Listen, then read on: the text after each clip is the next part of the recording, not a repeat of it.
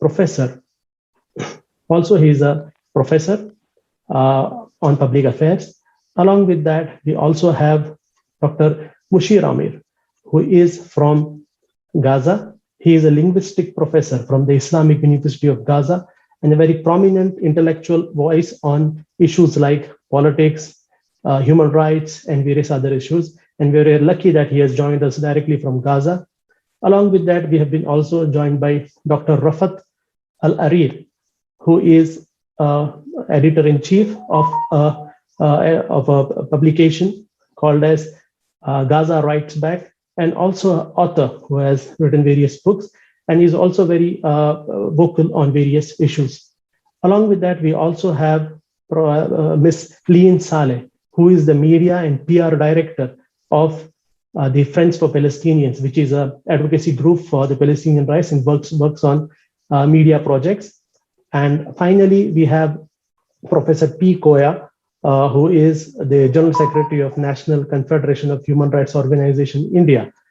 Professor P. Koya is a very renowned person in India who is a very prominent human rights activist, a journalist, an author, and he is also part of Popular Front of India. So I would like to invite everyone, and each of our speakers will be having 20 minutes to present their views. So initially, I would like to request everyone, in the interest of time, to please take a note of the time that you'll be taking up, or have some timers in place so that we can finish this entire program in the stipulated time. So again, I request everyone to be very cautious about the time. So first, I would like to invite the chairman of Popular Front of India, a leader of our movement, OMA Salam Saab, to present his inaugural speech. OMA Salam Saab.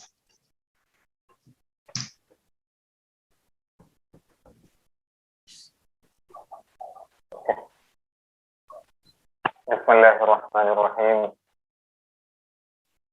الحمد لله والصلاة والسلام على أشرف الأنبياء والمرسلين وعلى آله وصحبه أجمعين. Dear brothers and sisters and our respected guest speakers, Assalamu alaikum wa rahmatullah. Alhamdulillah. Today I am very happy in two respects.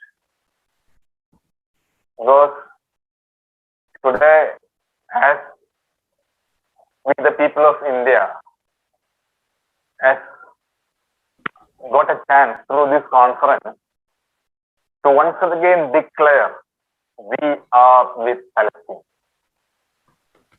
Secondly, now we got a very good opportunity to listen to the real Palestinians, those who are from Gaza, or those who are very closely related to Palestine and Al-Quds.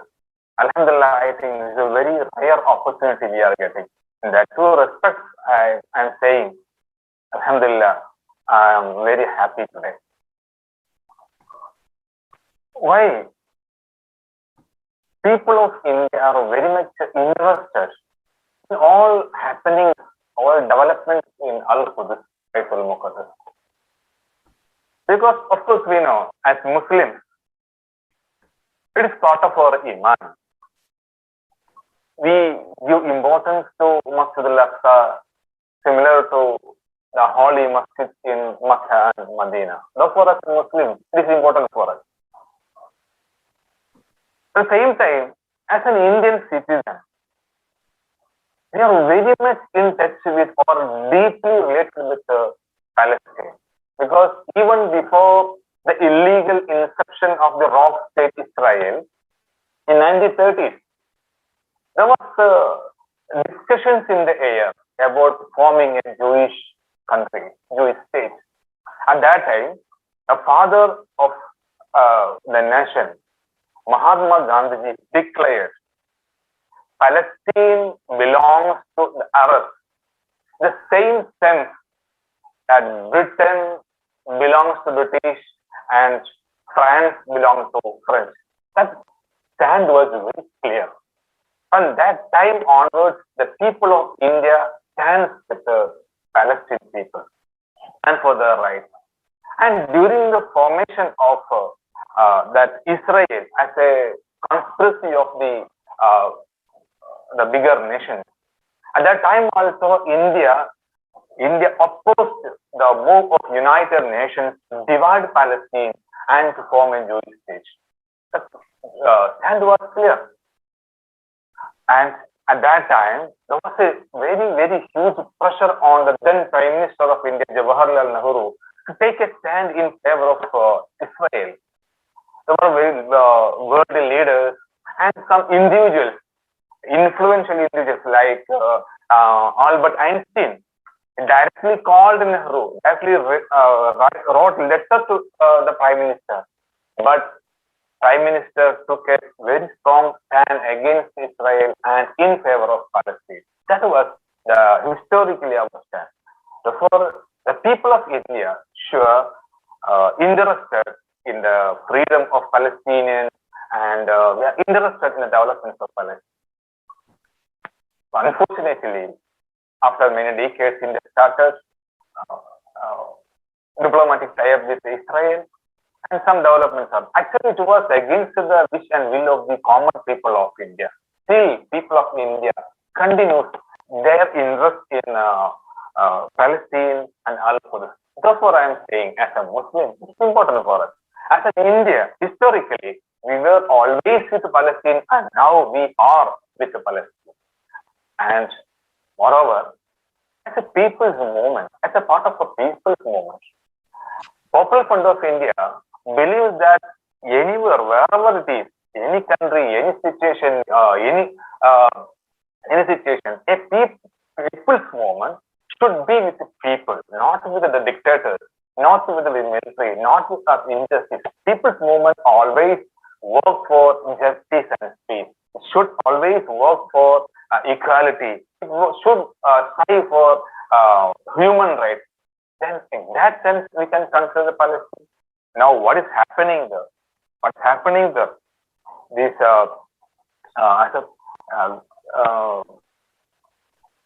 there happen attack on common people.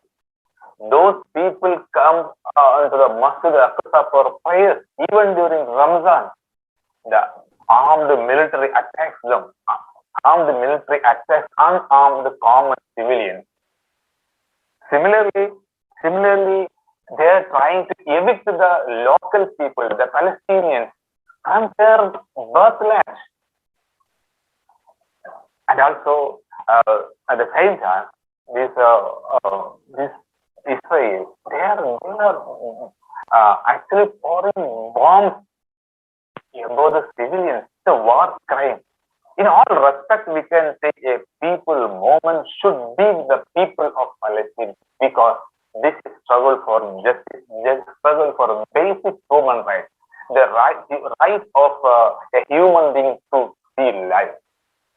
That is the matter. Therefore, we are very interested in the matter of the Palestine, and that's why now, Alhamdulillah, we could conduct a conference like this.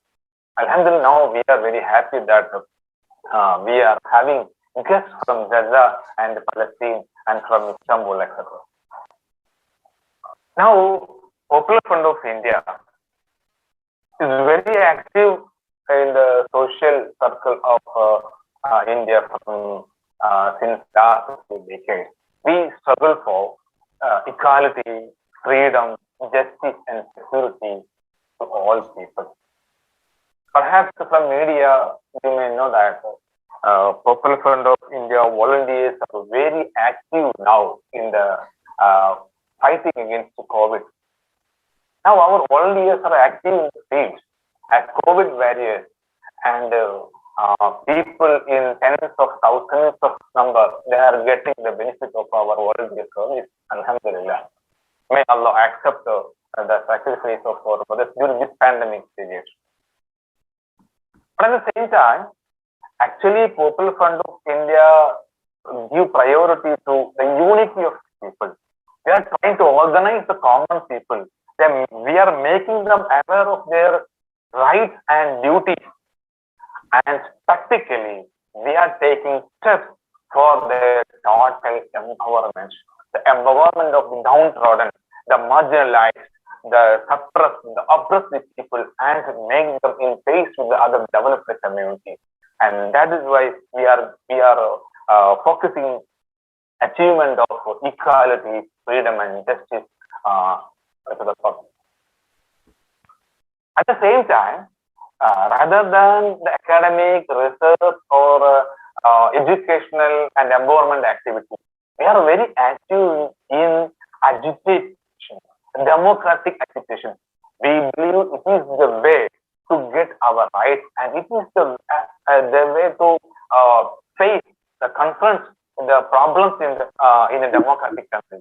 Wherever there is a violation in human rights, wherever we feel the democracy or the freedom is weakened or attacked, and wherever there is a discrimination on the basis of religion, on the basis of caste or anything else, language or region, we intervene. We come with agitation, democratic agitation. And actually, most important thing, Popular Front of India thinks that India faces a very, very serious threat from the side of Hindutva fascism. Just like Zionism threatens the very existence of Palestinian people. Not only Palestinian people, it is actually a threat to the world. Then actually the rock state Israel, it exports terrorism to the whole world. Similarly, now in India, the Hindutva fascism, that fascism is a very, it is a threat to even the existence of the democratic India. Because we were very proud of our heritage, unity in diversity, our democracy, our, even though we are the second most populated country in the world, we were in the way to achieve the state of a welfare state, but now the whole picture has changed. Now, due to the ulterior agenda, hidden agenda of this fascist, the secular country is becoming a religious one, means the biased one. Then there is no equality between the people, but some are more equal.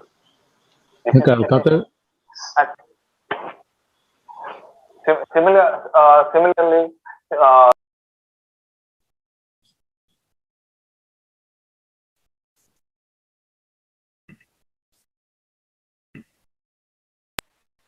most dangerous threat to the India. Therefore, our priority is to expose the real threats of fascism, to make people aware of that, and use all means of democratic ways and all possible ways to defeat fascism. That is our prime agenda. And therefore, as a people's movement, actively working the grassroots of India, of course, we are very much interested in the happening, the development everywhere in the world, and that is why now I am saying on behalf of Popular Front of India and on behalf of the people of India, I am saying, I declare, we support Palestinians. We appreciate the sacrifice and determination of Palestinians. And also, actually, we are getting motivated by the Palestinians. We support because this is the struggle for basic human rights. We support Palestinians for getting their birthland to them. We support Palestinians to get the Qudus back to the hands of the believers. But our support has limitations. In what way we can support Palestine? First of all, let me say, you are in our fire. Palestine, Al-Qudus are in fire. Of course, if Allah decides, It is the promise of Allah subhanahu wa ta'ala. In yansurkumullahu fala ghaliba lakum. If Allah desires to help you, support you, then nobody can win over you.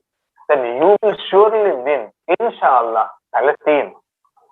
It is a struggle for truth, human rights. Therefore, Palestine will win. That is no doubt. Therefore, you will be in our prayers. And along with that, we will be vocal for the cause of Palestine, for the cause of Al-Quds, everywhere, in whatever platform we are getting.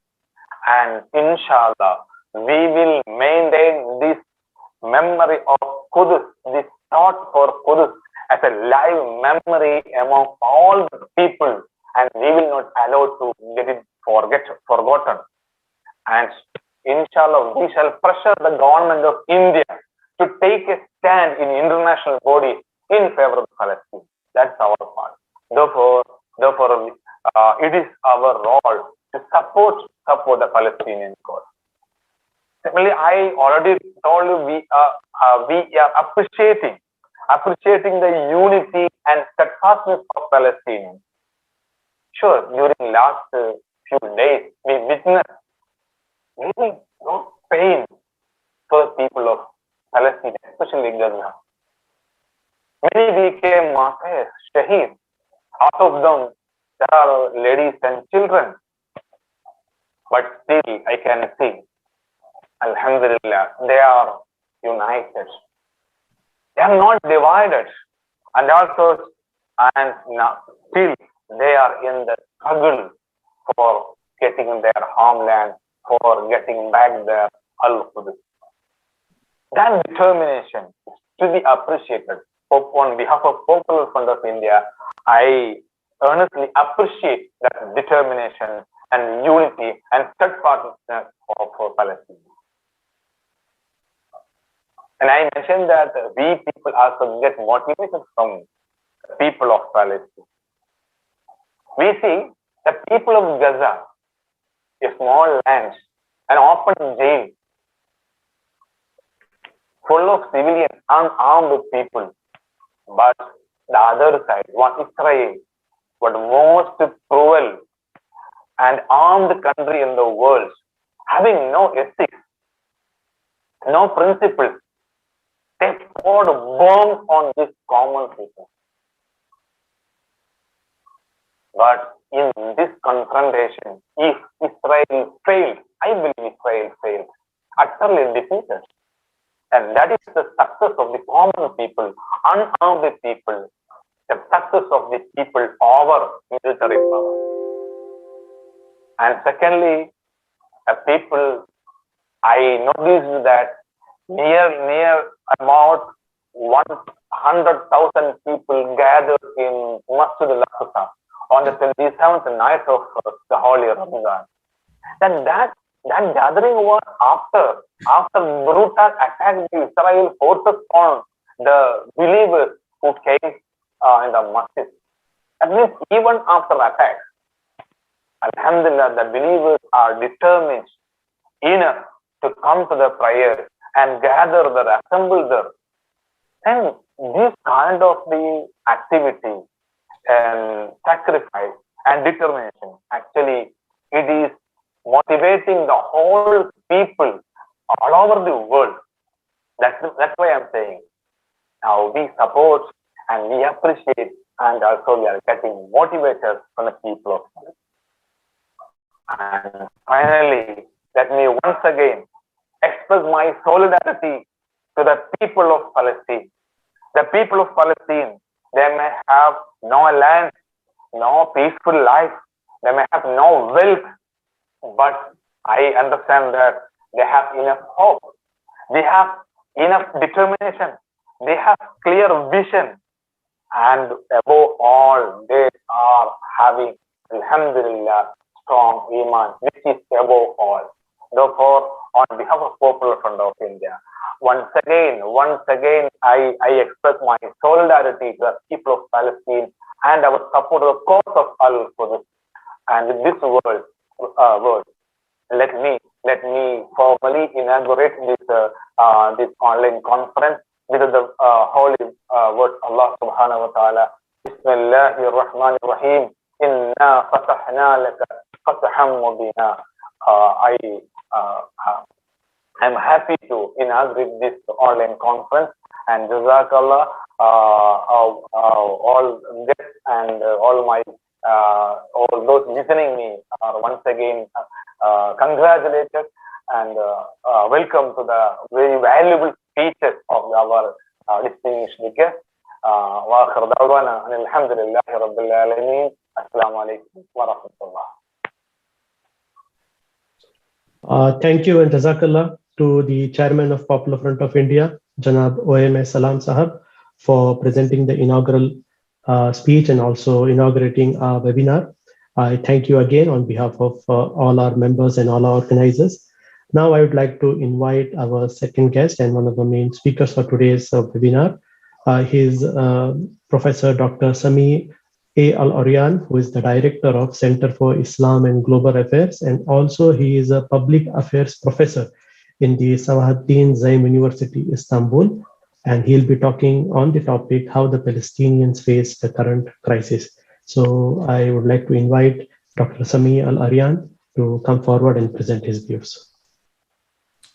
Bismillah ar-Rahman ar-Rahim. Thank you very much for the invitation. I want to thank the organizers and the audience for being here today, speaking about this important topic. If the events that started on May 10th and for the next couple of weeks or so demonstrated anything, it has demonstrated the fact that today Palestine represents the struggle for justice around the world. It has become the symbol of all oppressed people around the world, those who have been aggressed upon, those who are struggling to regain and restore their rights. Israel today, it's always been, but today more than ever, a lot of people have discovered the nature of the Zionist state. When we talk about the struggle in Palestine, we really have to go back to the origin of the struggle. Otherwise, we will be lost in details. This struggle did not start a couple of weeks ago. It started over a century ago. And the reason we have a war today, the reason that we have this tension, the reason we have a conflict, the reason we have people being killed by the dozens and the hundreds and the thousands for the past 70 years is because of this origin. That is the Zionist state, the Zionist movement that started way back towards the end of the 19th century. When we look at the history of Jews, both in the Muslim world as well as in the Christian world, we'll find that there is a vast difference. Jewish encyclopedia called their presence within the Islamic communities throughout its history of 1300 years, the golden age of Jews, particularly in Andalusia. When we look, on the other hand, at the presence of the Jewish communities in Christendom, in the Christian world, we find that they were under tremendous pressure and persecution to the point that they had to suffer all the way, a lot of indignancies, all the way up until the pogroms and later on, of course, the Holocaust. The lesson that the Jewish presence in Europe taught them is that they need, in the re-emergence of the nation-state system back after Westphalia and its development, and right after the century of nationalism in the 19th century, is that they need to establish a national home. They need to establish a homeland. And they put their sights on Palestine, which was not empty. Palestine had its own inhabitants, it had its own history, rich history, its own heritage, and it was part and parcel of the Muslim world. It included Jerusalem, which is the third holiest place for Muslims around the world, where the Prophet has gone there in the night journey, where the prayers itself was prescribed during that night, where he led the Prophet. So it has a very, very sacred presence, not to mention, of course, that long history My lineage, for instance, my grandfather was born in Jerusalem in 1892, but they take, of course, their heritage back centuries. On my mother's side, it goes even 1,300 years in the 7th century, when the first presence of the Arabs who followed the Prophet Muhammad went and conquest Jerusalem, and where Jerusalem became, of course, Islamic continuously, except for the few years that the Crusaders were in control, and it was another onslaught on Jerusalem, and it was liberated later on. Now, this Zionist movement came in the same way as other settler colonialist movements have become. It is not an indigenous movement for liberation.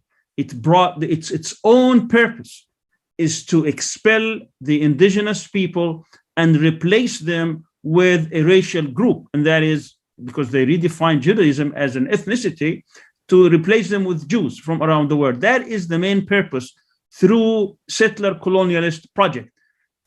Put it simply, that's what Israel is. It's a project. It's a settler colonialist project that has been led by the Zionist movement now for over a century. And its main purpose, as I said, is to bring Jews from around the world and to replace Palestinians, depopulate Palestine, expel the Palestinians, and bring Jews in their place. That happened, obviously, on a large, massive scale during the 1948 Nakba catastrophe, where over 750,000 Palestinians were expelled from their homelands. My own family on both sides, from my parents, from my father's side, as well as from my mother's side, both were expelled from the city of Jaffa back in 1948, never allowed to go back again and restore their rights, their residences, their businesses, and so on and so forth. Another goal of the Zionists is not just to depopulate the areas that they take over, but also to expand their presence in Palestine. That is, they want to take over the whole land and expel as many of the Palestinians from these homelands so that they can be replaced by Jews. And that is the source of what happened back in Ramadan.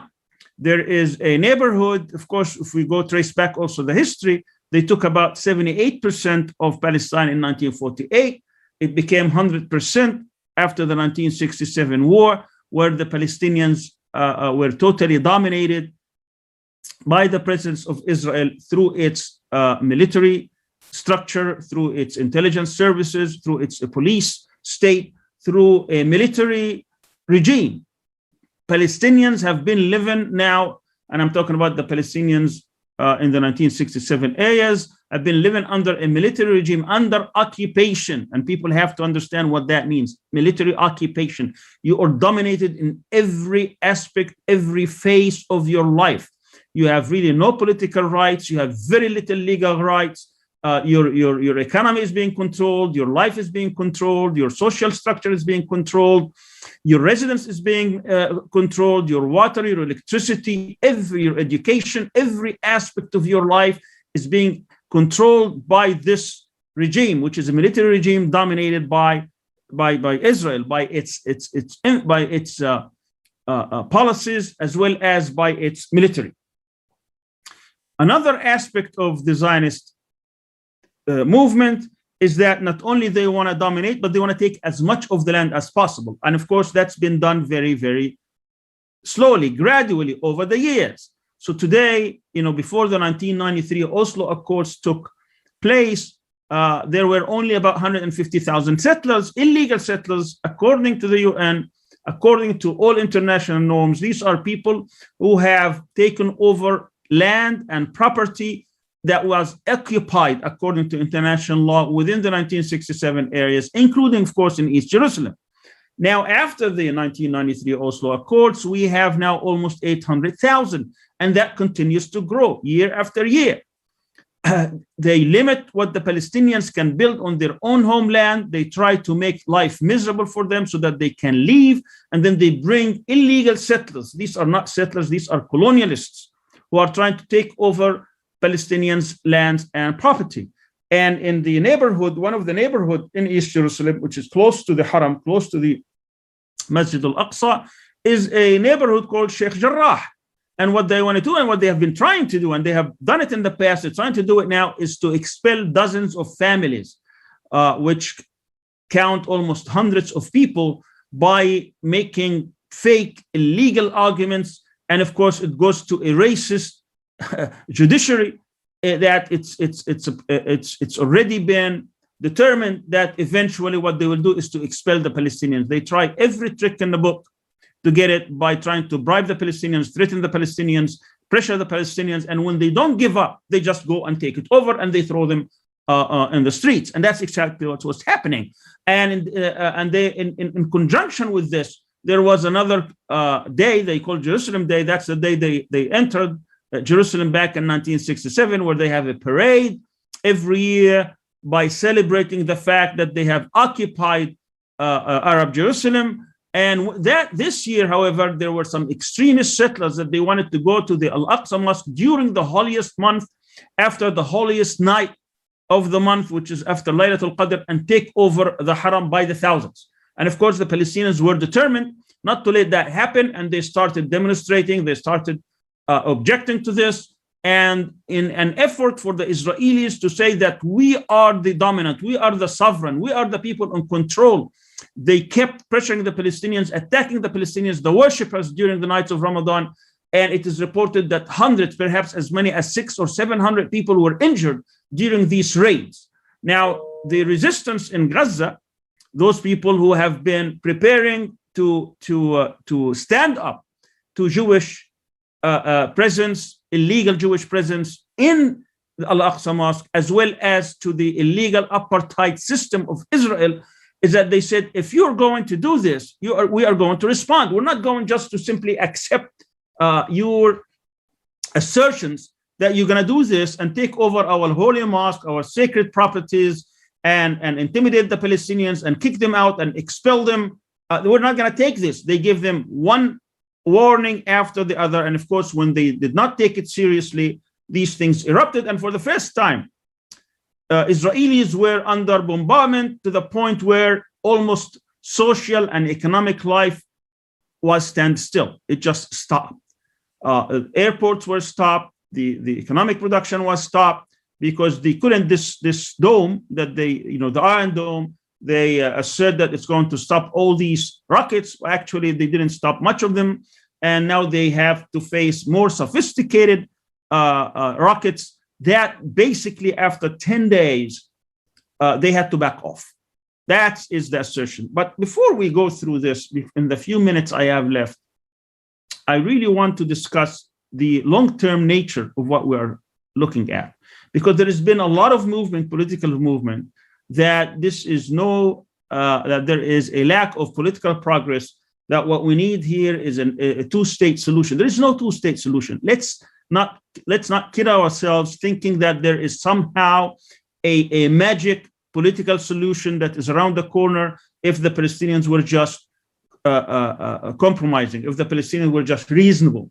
The fact of the matter is that Palestinians have been given all the compromises, including the greatest compromise that came in 93, where the PLO leadership recognized Israel on 78% of Palestinian land.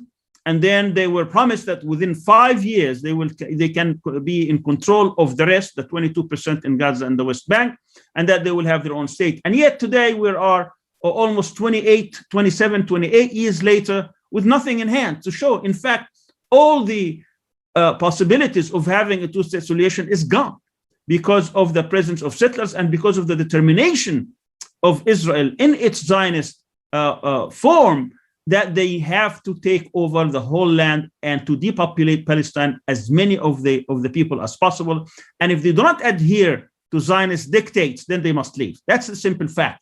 And I think the world now is opening up, is waking up to the fact that this is what they're dealing with. They're dealing with a very aggressive colonialist settler project that is intent on imposing its own will on the rest by force.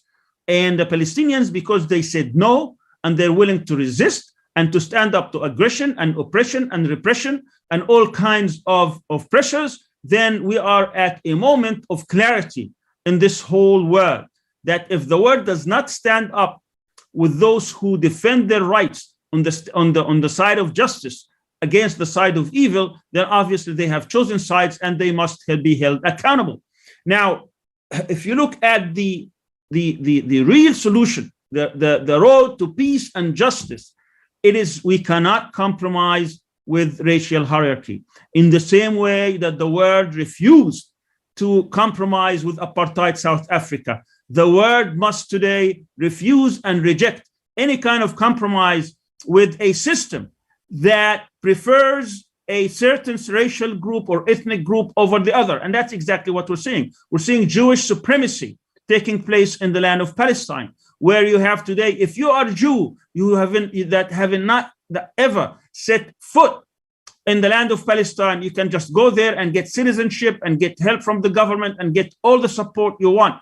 If you are a Palestinian whose ancestry goes back to generations and hundreds or thousands of years, you are denied all rights. That is wrong and must stop and must be rejected. And that's exactly what the world now that we're seeing before our own eyes. There are millions of people today who are waking up to the fact that this is what they're dealing with. They're dealing with an apartheid colonialist settler project, and they reject it. And therefore, the Palestinians, because they are fighting back, they are trying to get back their rights, to restore back justice, the right of return, the right to bring their properties and their presence, and not to be an afterthought, not to be a memory, not to be a heritage, not to be a period of history that has gone. They insist to go back, and that's what we're witnessing today. Now, the Zionist state, of course, is going to fight back. I mean, and to do that, they have certain tactics, and that's what they use. Obviously, it's what we see today in Israel is a garrison state. It's a military state that has been armed to the teeth, particularly by the United States. And of course, they always align themselves with other imperialist systems, imperial states, colonial states, whether it was Britain at one point or France in the 1950s, or whether it's the United States after 73, or after Nixon.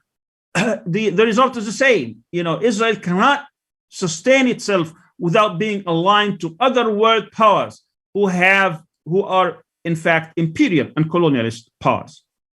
They also want to align themselves to dictators and despots and minorities in this region, so that they can exploit these different tensions and different fault lines that exist in the region, so that they can dominate it. The major goal of the Zionist regime not only is to take over Palestine and depopulate its people, but also to take over the whole region by being the hegemon, by being the country in control. We see that, for instance, in its approach to the nuclear issue today. They want to be the only monopoly who have nuclear weapons in the whole region, and therefore they can dominate the region. So that's why they fight vehemently the fact that a country like Iran trying to get nuclear energy, any country that tries to get high-tech or nuclear energy, they will be fought vehemently by the United States in order to maintain its monopoly over the area. They also align themselves with other regimes who have similar ideologies, like the Hindutva, that what we see in India. Now the ruling party in India has been aligning itself with the United States because they have the same mentality in order to depopulate, or at least bring other people, let's say in the state of Kashmir. They're using Israeli tactics so that they can control the special status of Kashmir that has been a disputed, and of course Kashmir has been under occupation now for decades, in order to they can bring Kashmir to the fold of that country, regardless of what the indigenous population wish for. We can also see in this that not only they want to have hegemony over the entire region, but to weaken it, fragment it further. And we've seen many witnesses to this. We have seen it in the case of Sudan, how they've been a player into this. We have seen it in their attempt to break up, several several regions, whether from the Kurdish part of Iraq or others. So it is very clear what their goal is. Let me conclude, because of the time, is that the goal of confronting an ideology that trying to maintain a racial hierarchy of one group over the other is to dismantle that state. We had that experience with apartheid South Africa. We could not have compromised with an apartheid regime. You cannot compromise with people who look down on others. What you need to do is to dismantle the institutions that bring this ideology into existence. After you dismantle this, then you talk about restoring justice to the victims of these institutions, and then we talk about peace. That's the only way we can bring peace. You bring peace by dealing with the roots of the problem. And the roots of the problem is that there is a movement that is trying to impose itself by force, by favoring a certain racial ethnic group over the other, by denying the rights of the other groups, the other ethnicities, and by imposing a whole regime on the whole region that will basically say, we are the dominant, we are we are in control, we are the hegemon, and if you don't like it, you're going to have to either accept it, or you're going to be basically aggressed upon. And if people say no and they resist, and that's what we are seeing, then they will certainly at one point defeat this regime in the same way that the people allied themselves around the world by building a worldwide movement in the 70s and 80s that brought down apartheid South Africa. What we need today is a worldwide movement, because the Palestinians themselves cannot deal with this menace, with this evil power, because of its support beyond simply the Middle East, because of its lifeline that's coming from many corners of the world. So what we need to do to have is a worldwide movement that will deal with this apartheid state in Palestine, that will bring it, that will weaken it, and eventually will bring it down and dismantle it. I'm not talking about, of course, all the rhetoric that they say, killing the Jews. In fact, Jews found security in the Muslim world. When they were kicked out and when they were facing either they have to become Christians or to have to die, they elected to go and immigrate into Muslim lands, all the way from Morocco to Indonesia, including, of course, here in Istanbul. And they call their presence within the Islamic world as being their golden age, because Muslims simply recognize Judaism as a heavenly, as a great religion. And therefore, we have no problems with Jews. We have problem with Zionism. You can be a Zionist Jew, you can be a Zionist Christian, you can be a Zionist Muslim, you can be a Zionist Hindu, you can be a Zionist Buddhist, or you can be a Zionist with no religion at all. All of these would be enemies, but you can be also a person who is against Zionism of any faith, and you would be welcome into that struggle. And today what we need to do is a worldwide movement that will stand up to the apartheid regime in Palestine, and that will bring it down. And to do that, we have to confront them at all levels, in all geographies, and across all disciplines, diplomatically, politically, socially, economically, academically, culturally, human rights, media, you name it. Every aspect of that struggle we must engage in, because this is how we're going to bring it down, and this is how we're going to have this is how we're going to triumph, and this is how we're going to bring victory not only to the victims of Zionism inside Palestine and those who are in the diaspora, but for the whole world. Thank you very much. Thanks a lot, Dr. Sami, for presenting a very motivating presentation before us. And I would like to thank you on behalf of our organization for your special talk. Now I'll be moving to our next lecture. Our next topic is the impact of Arab-Israel normalization on the Palestinian cause. And to speak on that topic, we have Dr. Moshe Amir, who is Assistant Professor of Linguistics from the Islamic University of Gaza, and also he's the Director of the Center of Political and Development Studies. So I invite Dr. Moshe Amir to present his thoughts. Assalamu alaikum wa rahmatullah. Thank you very much for having me and for organizing this event. I would like to extend my greetings and appreciation to the Popular Front of India for organizing this important seminar, and also for the support of the Palestinian people's struggle for freedom and self-determination. The issue of normalization indeed is a very dangerous issue for the Palestinian people, with very serious and destructive ramifications for the whole Palestinian struggle and for the legitimacy of the Palestinian struggle, as I will try to delineate in a few minutes, inshallah. So if we begin by defining normalization, it is any participation in any activity, any event, any initiative or program that brings together Arabs, Palestinians, Muslims, or any individual or a group around the world on one side, and the Israeli Zionists on the other side. And this normalization activity is either individual or institutional, without taking at sort of its central plan, resisting Israel's colonialism, resisting Israel's ethnic cleansing and occupation.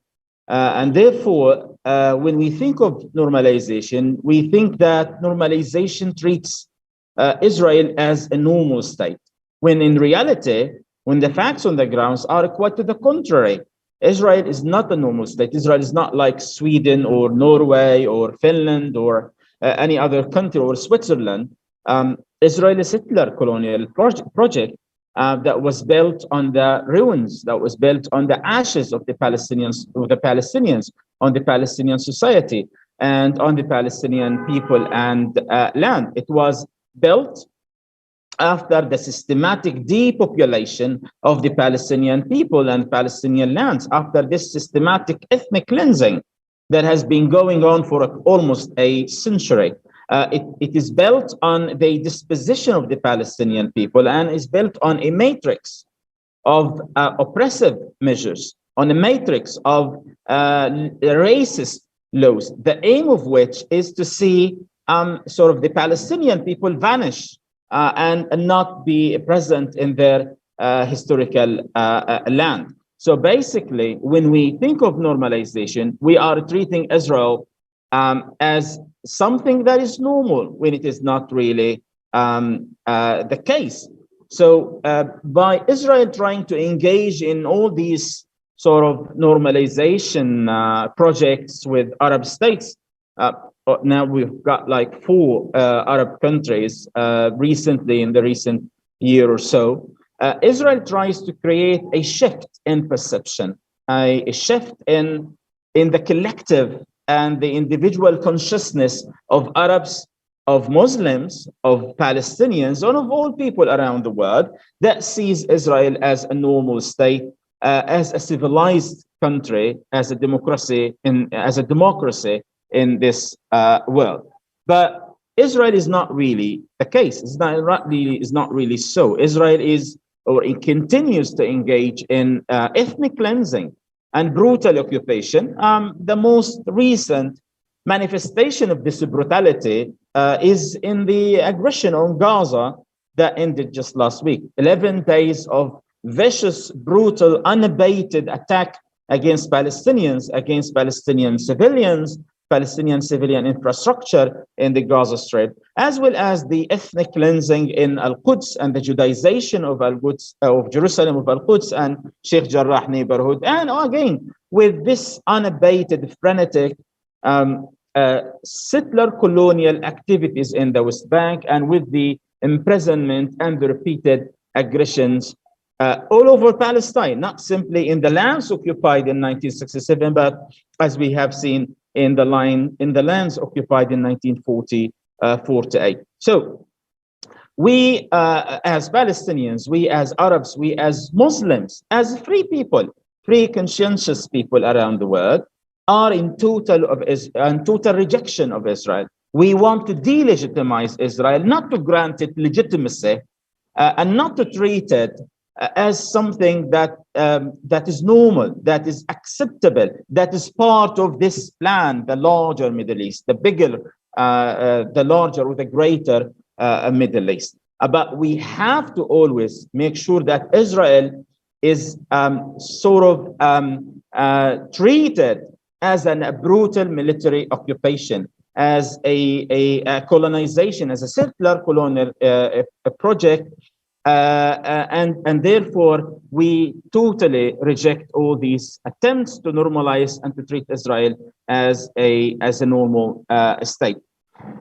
Again, the idea of normalization and the efforts by the Israelis to normalize Israel is mainly, I think, it's at the consciousness level, which basically tries to, through which Israel tries to whitewash its crimes, to give the facade of a democracy, of a normal state that is basically living side by side with some Arab states, with some Palestinians. But that is to say, Israel seeks to find legitimacy in the eyes of the Arabs, in the eyes of the Palestinians, in the eyes of the Muslims all over the world.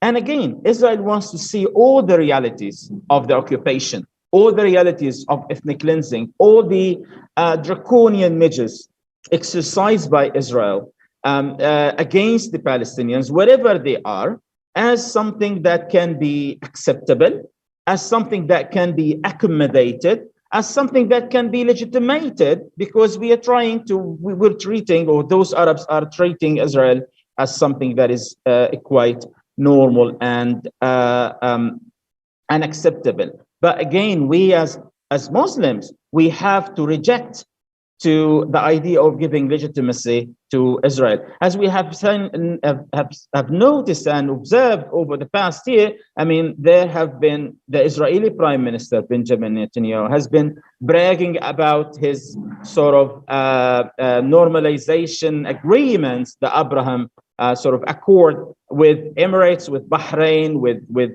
Morocco, and with Sudan. And this is really unfortunate to see that Arab countries who have been long sort of supportive of the Palestinian rights, been supportive of the Palestinian aspirations for freedom and self-determination, we've seen them that they're bowing down to Israel's and trying to sort of gloss over, to bypass the Palestinians, to sort of gloss over and actually scorn the Palestinian legitimate rights and the Palestinian legitimate demands and struggle for freedom. And they just want to forge relations with the Israeli occupation state. So we think that this is really a stab in the back of the Palestinians, a stab in at the very heart of the Palestinian struggle, national struggle, moral struggle for freedom and self-determination, and for an end to the Israeli occupation. So basically, normalization also encourages Israel to continue what it has been doing against the Palestinian people over the past decades. Basically, it means that, yes, Israel can go on with its total denial of the Palestinian existence, of denial of the Palestinian rights and aspirations, and basically it can do business as usual, as they can say. So basically, this is really an attempt to whitewash Israel's and to give it legitimacy at our expense as Palestinians, at our expense as Muslims aspiring and struggling to free Palestine from all of this colonialism, and an attempt to sort of end Palestine's colonization by the Israelis. So again, it is unacceptable for us, the Palestinians, and every conscientious person around the world to accept this kind of normalization. Basically, what we really want as Palestinians, not really normalization, but actually BDS, a boycott. This is the least that we can do around the world. This is the least that Arabs and Muslims and every conscientious person around the world is to boycott Israel, to delegitimize Israel, to accept, to impose sanctions on Israel, to divest from Israel, to disengage from any attempt to normalize at the sporting level, at the cultural level, at the academic level, at the economic level, at the political and diplomatic level, because these sort of boycott, this kind of boycott and divestment, BDS, is really, they sends the right message to the Israelis, but not only the Israelis, but also to those who normalize with the Israel, that this is not the proper course of action. We want to punish Israel for its crimes against the Palestinians. We want to punish Israel and those normalizers when they for what they've been doing to the Palestinian people. And the proper course also is that we cannot accept the legitimacy of Israel unless it complies with international law, unless it complies with the United Nations resolutions that basically and fundamentally called for the end of the occupation and granting the Palestinians their right of return, granting the Palestinians their right to self-determination and an end to the Israeli occupation. So boycotting is breaking off, not building relations with colonial Israel. It's a breaking of the cultural, political, economic, and military ties with the Israeli occupation. And it is an institutional, an official, or a formal choice, but boycott is also an individual choice that every individual in this world, and particularly in this respect, Muslims in India and everywhere, this is an individual choice by choosing to boycott Israel's products, by choosing to boycott any kind of engagement at sporting, at cultural, at academic, at economic level with Israel, because we cannot equate between the victim, the Palestinian victim, and the Israeli Zionist colonizer and the Israeli Zionist oppressor. This is what we really want our Arab brothers to do, and certainly what our Muslim brothers and sisters want to do is to engage in boycott, engage in divestment and sanctions against the Israeli occupation state, and certainly against those who normalize with Israel, because we want to punish them and to send them the right message that this is not the way to go. The way to go is to continue to single out Israel as a rogue state, as a pariah state, as a state that is built on dispossession of the Palestinian people, as built on the desecration of the Muslim holy lands, and a desecration of all fundamental human rights that we all struggle for restoring in the land of Palestine. So again, normalization is a treason to our values, our religion, our Islam, and our basic and fundamental rights in ending the occupation and in decolonizing Palestine. Also, normalization is very profitable to Israel, because as we have seen and read a lot, is that economically speaking, Israel has benefited a lot from its sort of relationship with Emirates, at sort of engaging in sort of a trade agreements and sporting and sort of exchange of tourism and things like that. So it is a good sort of investment for Israel, but it's a bad investment for the Arabs, because they can't get any benefit really from engaging with Israel, and they cannot really get any sort of economic revenues, but they are getting only shame and scandal. And clearly what we've seen over the past couple of weeks is that the whole Arab world, the Muslims around the world, are in total support of the Palestinian struggle for freedom. And definitely these who are normalizing with Israel have been really hiding in the shade, as they say, because they are shamed. They've been shamed for their cooperation and their normalization with the Israeli occupation state. So basically, and to end my brief talk here, is that we Muslims around the world, we have to stand very firm and assertively on guarding the rights of the Palestinian people to freedom, and trying to delegitimize Israel and try to single it out as a settler colonial state. And it is rightly so. This is the kind of support that we really want from our brothers and sisters in India and Muslims around the world. Thank you very much. Thank you, Dr. Moshe Amir. Thanks for explaining us the impact of normalization in such a short time. And from the Indian perspective, from the Indian people, we can guarantee that Indians have never compromised with the Israeli aggression, and will keep continuing to boycott the Israel, and will keep continue to boycott and condemn Israeli aggression. Thank you. So next, next I would like to invite our next guest, and he'll be speaking on another important topic, that is the change of public opinion in the favor of Palestinian cause. And for that, we have our guest directly from Gaza. He is Dr. Rafat Al-Arir.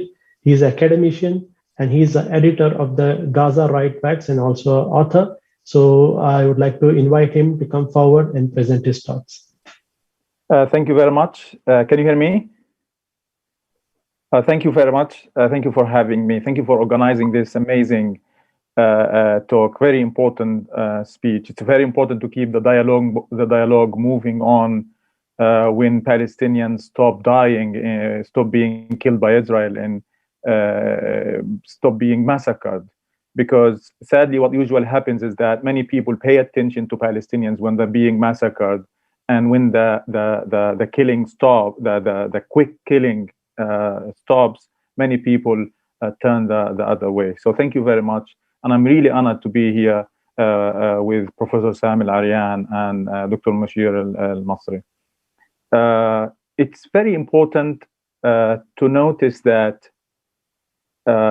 so many things have changed in the past 5 years, I would say, probably around the time of Trump, around the time of 2014, when so many people saw how brutal a ruler like Trump, supported by many racist dictators like Netanyahu and other people around the world. For us as Palestinians, we have been hurt. We have been hurt the most by Trump. We're not selfish to say this, but he did so many things. He supported the massacring of Palestinian freedom marchers in Gaza, in the Great Return March. He gave Jerusalem as a capital to Israel on a golden platter. And when the killing started, when Israel started killing Palestinians, Trump was like, Israel has the right to defend itself. So this kind of marriage between dictators, between brutal, mindless, heartless rulers, made people like pay attention to what's going on in Palestine. It's like, oh my God, if Trump is supporting Israel, it must be it's because Israel is bad, not because Israel is wrong. I want to build on what Professor Sami just said. This is not something that started a month ago or 2 weeks ago. And people who start from 2 weeks ago or 3 weeks ago with the invasion and the horrible barbaric invasion of Al-Aqsa Mosque and the bombardment of Gaza, those who want to start here want to start the story from second. They don't want to mention Israel, the occupation, the siege, the apartheid regime, the racism. They want just to make people blame the victims for reacting to the brutality they are facing. So with the invasions of Al-Aqsa Mosque in Ramadan, in the holiest month, the holiest day, the holiest place in Palestine, more and more people, and we've seen this on social media, I've seen many non-Muslims or non-religious people saying, oh my God, how can Israel do this? Why is Israel doing this? Does Israel think the world is blind, attacking Muslims in Palestine in their holiest place, in their holiest month? And these questions are important because people start seeing Israel for what it is, a racist apartheid regime. And there's something I like always to highlight. Just 2 weeks before Israel invaded Al-Aqsa Mosque, Israel attacked and brutalized Palestinian Christians in Jerusalem, prevented them from celebrating Easter, attacked them. We've seen this videos and pictures. So this is a war against Palestinians, whether Muslims, Christians, or whatever. In Gaza, what happened is also important. Israel deliberately and systematically attacked homes, attacked buildings, residential buildings, and whole blocks, attacked high-rise buildings. We've seen this, the whole world saw this. And Israel, for example, when Israel attacked the media tower, the most important media tower with Al Jazeera and Associated Press. And this, by the way, this place houses dozens of Palestinian small businesses and and startups. So when Israel destroys this building, it destroys thousands of jobs, hundreds of jobs. Thousands of kids are going to be with less food or no food because of what Israel did. When Israel did this, it was flexing its muscles, because it showed the world that we can commit any crime because America and Europe support us. Nobody is going to punish us, and there will be no consequences. But Israel did something interesting. They called the owner 10 minutes before or 15 minutes before and told him, hey, evacuate. And you can't evacuate. What are you going to evacuate? Because all the equipment, all the computers and the machines and everything are going to be left behind and destroyed. On the same day, at night, Israel massacred 42 family members. So during the day, Israel called the owner of the tower and told him, evacuate, we're going to destroy this building. And at night, when nobody is seeing, no cameras are there, Israel, without any warning, without calling anybody, destroyed a whole residential block, massacring 42 Palestinians and injuring around 100. And when we speak, the total number is now 354 Palestinians, and almost 2,000 Palestinians were killed. And those 2,000 Palestinians were supposed to be killed. Only a miracle from God saved them. So it shows how Israel wanted to kill as many people as possible. When Israel did this, when they targeted the 𝐏𝐚𝐥𝐞 family, Abu al-Auf family, and one of them is a student of mine and Dr. Moshir's, Zainab al-𝐏𝐚𝐥𝐞, lost 17 family members. There is this little kid, so heartbreaking. Israel killed him, killed his father, killed his grandfather, and killed his great-grandfather. 4 generations. This is extermination. This is genocide. This is not we toning it up. This is what's going on: ethnic cleansing and genocide against native Palestinians. And with the deliberate destruction of the infrastructure, the roads, the electricity, the water, the sewage lines, the internet access points, the medical centers, the Gaza's only COVID-19 testing center was destroyed, was damaged, was out of order because of Israeli attacks. Now, all of this was being broadcast to the whole world, partly on social media, but partly on mainstream media, but most importantly on social media, on Twitter, on Facebook, TikTok, on YouTube, on Instagram. And because Palestinians have accumulated this amazing experience of exposing Israeli crimes, and Palestinians have been working with a global movement of struggles around the world. We have millions of people around the world on social media supporting us and tweeting and retweeting and posting. And this is how the change of the public opinion in favor of Palestine started to be. It started slowly, probably around 2014, when Israel killed 2,500 Palestinians, including 551 kids. And the whole world started to see this. And we saw the real change. For the first time ever, celebrities, footballers, models, actors, politicians started condemning Israel for what it's doing, the massacres, the crimes, the attacks against civilians, because the people were seeing everything not on mainstream media, but mainly on social media. Many of them started opening their eyes, starting asking the right questions, started condemning Israel for its apartheid regime. Now, I'll talk about 3 points here in the change, where we can see that change. So in addition to the social media and the millions of people around the world supporting Palestine and Palestinians, the New York Times published 4 very important pieces. And when we talk about the New York Times, this is a Zionist institution. an institution that has dehumanized Palestinians, that almost literally copy-pasted Israeli army press releases as if they are news, always eliminated Palestinians. But this change, this pressure, probably because of this pressure, but there could be there is a disagreement between Palestinians and pro-Palestinians. Why is the New York Times doing this? But 4 pieces. I posted a piece.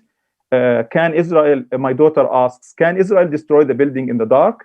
About how I'm trying to calm my kids down. How I'm trying as a father to explain what's going on to my children.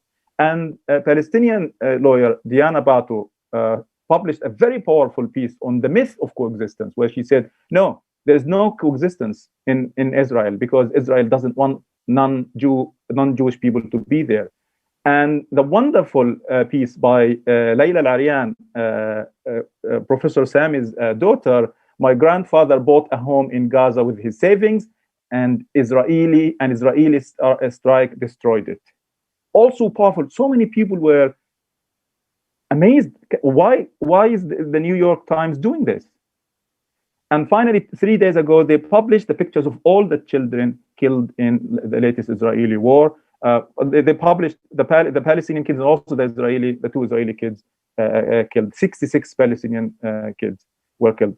And there was an uproar. Many Palestinians and pro-Palestinians are still doubtful that the New York Times is doing this because it is riding the wave, because now Palestine is a trend and it brings more clicks and hits and readers and subscriptions. And some believe that this could be, it is 37 years late, but it is something good. It's good that at least Americans are being exposed to what's going on in real life. But the Zionists and the pro-Zionists were furious. So many of them, again, they were everything the Zionists did. It exposed how evil they are, how horrible, inhumane they are. And many of them said, okay, we are going to end our subscription to the New York Times, only because the New York Times started humanizing Palestinian kids. If you post the pictures of killed kids who were killed, and you don't like this, it means you are a horrible person. And every move the Zionist propaganda took, it was even worse. They were like in a hole and digging themselves even deeper. In addition to this, so many Palestinians were on mainstream media, on the BBC, CNN, DW. Not sure Dr. Professor Sami was on TV. Dr. Mushir Amir was so many times. I was so many times. Ali Abu Ni'ma, and so many young Palestinians for the first time were speaking for Palestinians. For decades, it was always Israelis speaking on our behalf, or non-Palestinians saying what we feel, what we should have, what we should do. But now it's Palestinians who are speaking to the world. It's true that news anchors are usually like Israeli officers to us, because they adopt Israeli propaganda, Israeli lies and fabrications, and they usually interrogate us. But despite that, Palestinians and pro-Palestinians managed to speak truth to power, to say that this is not about today or the rockets. For example, I was asked a question on the BBC, why don't you stop the rockets? I said, it's not about the rockets. The rockets are like 10 years old. And Hamas is like 30 years old, but the occupation is 73 years old. And there are no rockets. There is no armed resistance in the West Bank. And Israel killed. Many people will not believe this, perhaps. Israel killed almost 30 Palestinians in the West Bank. In the same time, it killed 250 Palestinians in Gaza. And there are no rockets. There is no armed resistance in the West Bank. So this is, Israel is like, I say this many times, Israel is not only against Palestinian resistance. Israel is against our very existence. Israel doesn't want us to be here. In addition to this, like footballers, like I just mentioned, Riyad Mahrez, Mohamed Salah, Bella Hadid, and Gigi Hadid, and Dua Lipa, and Mark Ruffalo, and John Oliver, and politicians, amazing pro-Palestinian politicians. I'll mention some of them in a bit, were tweeting about Palestine, retweeting issues and articles about Palestine. And this takes the message, the Palestinian cause, to millions and millions of people. And I'm following this trend like people who have never tweeted anything about Palestine, people who have never been exposed to Palestine, when they saw what's going on, they immediately started supporting Palestine. And this is amazing. We need to build on this. So why is this the change? So there is a lot of change. Why is this change happening? Number one, we've seen, I'm not sure how many, but around the world, I would think that millions of people were out in the streets, took to the streets in support of Palestinian human rights. And if it weren't for COVID-19, I think we would see even more and more people out in the streets. Yesterday, I'm not sure how many hundreds of thousands were in America protesting and calling for Palestinian freedom and independence and into the Israeli occupation. So the change is happening for many reasons. Number one, Palestine is a just cause. It's not only a humanitarian cause. It's wrong to say Palestine is a humanitarian cause. It's a political cause. First and foremost, this is about politics. Israel is an occupying power, brutal occupying racist power, and this occupation has to end. And in this way, Palestine and the Palestinian cause is part of the global cause around the world, the global struggle against racism and discrimination. And it's so beautiful to see, like I am on Twitter all the time, and I see so many people from Kashmir, from places that are Black people in America and in Africa and are supporting Palestine. Many people in India, in Pakistan, in America, in Australia, in Brazil, from Europe, supporting Palestine, in Iraq, in Syria, in Jordan. So it's usually those people who have been hurt, who have been brutalized, who have suffered because of discrimination. We always come together. We support each other. Another reason for this great change is the pro-Palestine groups. Like what you're doing now is amazing. I'm not sure how many people are going to watch this, but even a few people is great. This, we like one or two people, if we reach out to 1, 2, 100 every day, every week, 1,000 every month, that would be enough, because in time we'll have millions and millions of people mobilizing for Palestine. So such talks, dialogues with Palestinians, whether again in India, in Europe, in America, in Africa, in Australia, everywhere, they help raise awareness, and this is what we want as Palestinians. Because we always say this, Palestine is not a cause for Muslims only. You don't have to be a Muslim or an Arab to support Palestine. You need to be human. And probably one more reason is that for the change is Israel has been exposed more than ever before because of the cameras and mobile phones, again, the social media, as a racist entity. And many people have seen what Israel is doing around the world. Everywhere there is a coup, a military coup, everywhere there is a dictatorship, Israel is supporting them with money, supporting them with weapons. Israel has supported almost every genocide since its establishment in South Africa, in Europe, in Asia, everywhere. And finally, there is an important reason. We've seen how America is the root cause of the problem because of how it supports Israel with money and politics and weapons. But the young American politicians, especially in the Congress, with the new caucus, Black caucus, and the people of color, those people did an amazing job for Palestine. We expect more from them, but what they did is a good start. Hopefully, this is going to escalate for them calling for BDS, boycotting and sanctioning Israel and divesting from Israeli businesses. I'll name Ilhan Omar, AOC, Rashida Tlaib, Jamal Bowman, and Cory Bush, and other amazing politicians. So when those people with their great platforms talk about Palestine, how Palestinians are suffering, and how Israel is a brutal, racist entity, more and more people get the message and become part of this struggle. And now, how is Israel reacting to this? Israel has gone insane. And at the same time, it's very tragic what's going on, what Israel is doing, how its social media accounts are, in a way celebrating the deaths of the massacres against Palestinians. But sometimes I pity them because they have become like a teenager, demonizing Palestinians at the same time and justifying the massacres.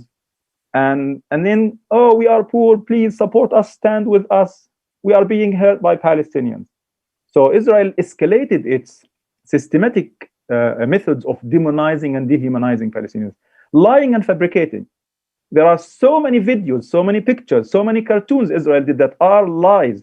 Yesterday there was a post about Israeli war minister using a picture of a hospital from Pakistan, trying to to lie and fabricate and tell his audiences that, look, Palestinians are using this hospital for military purposes.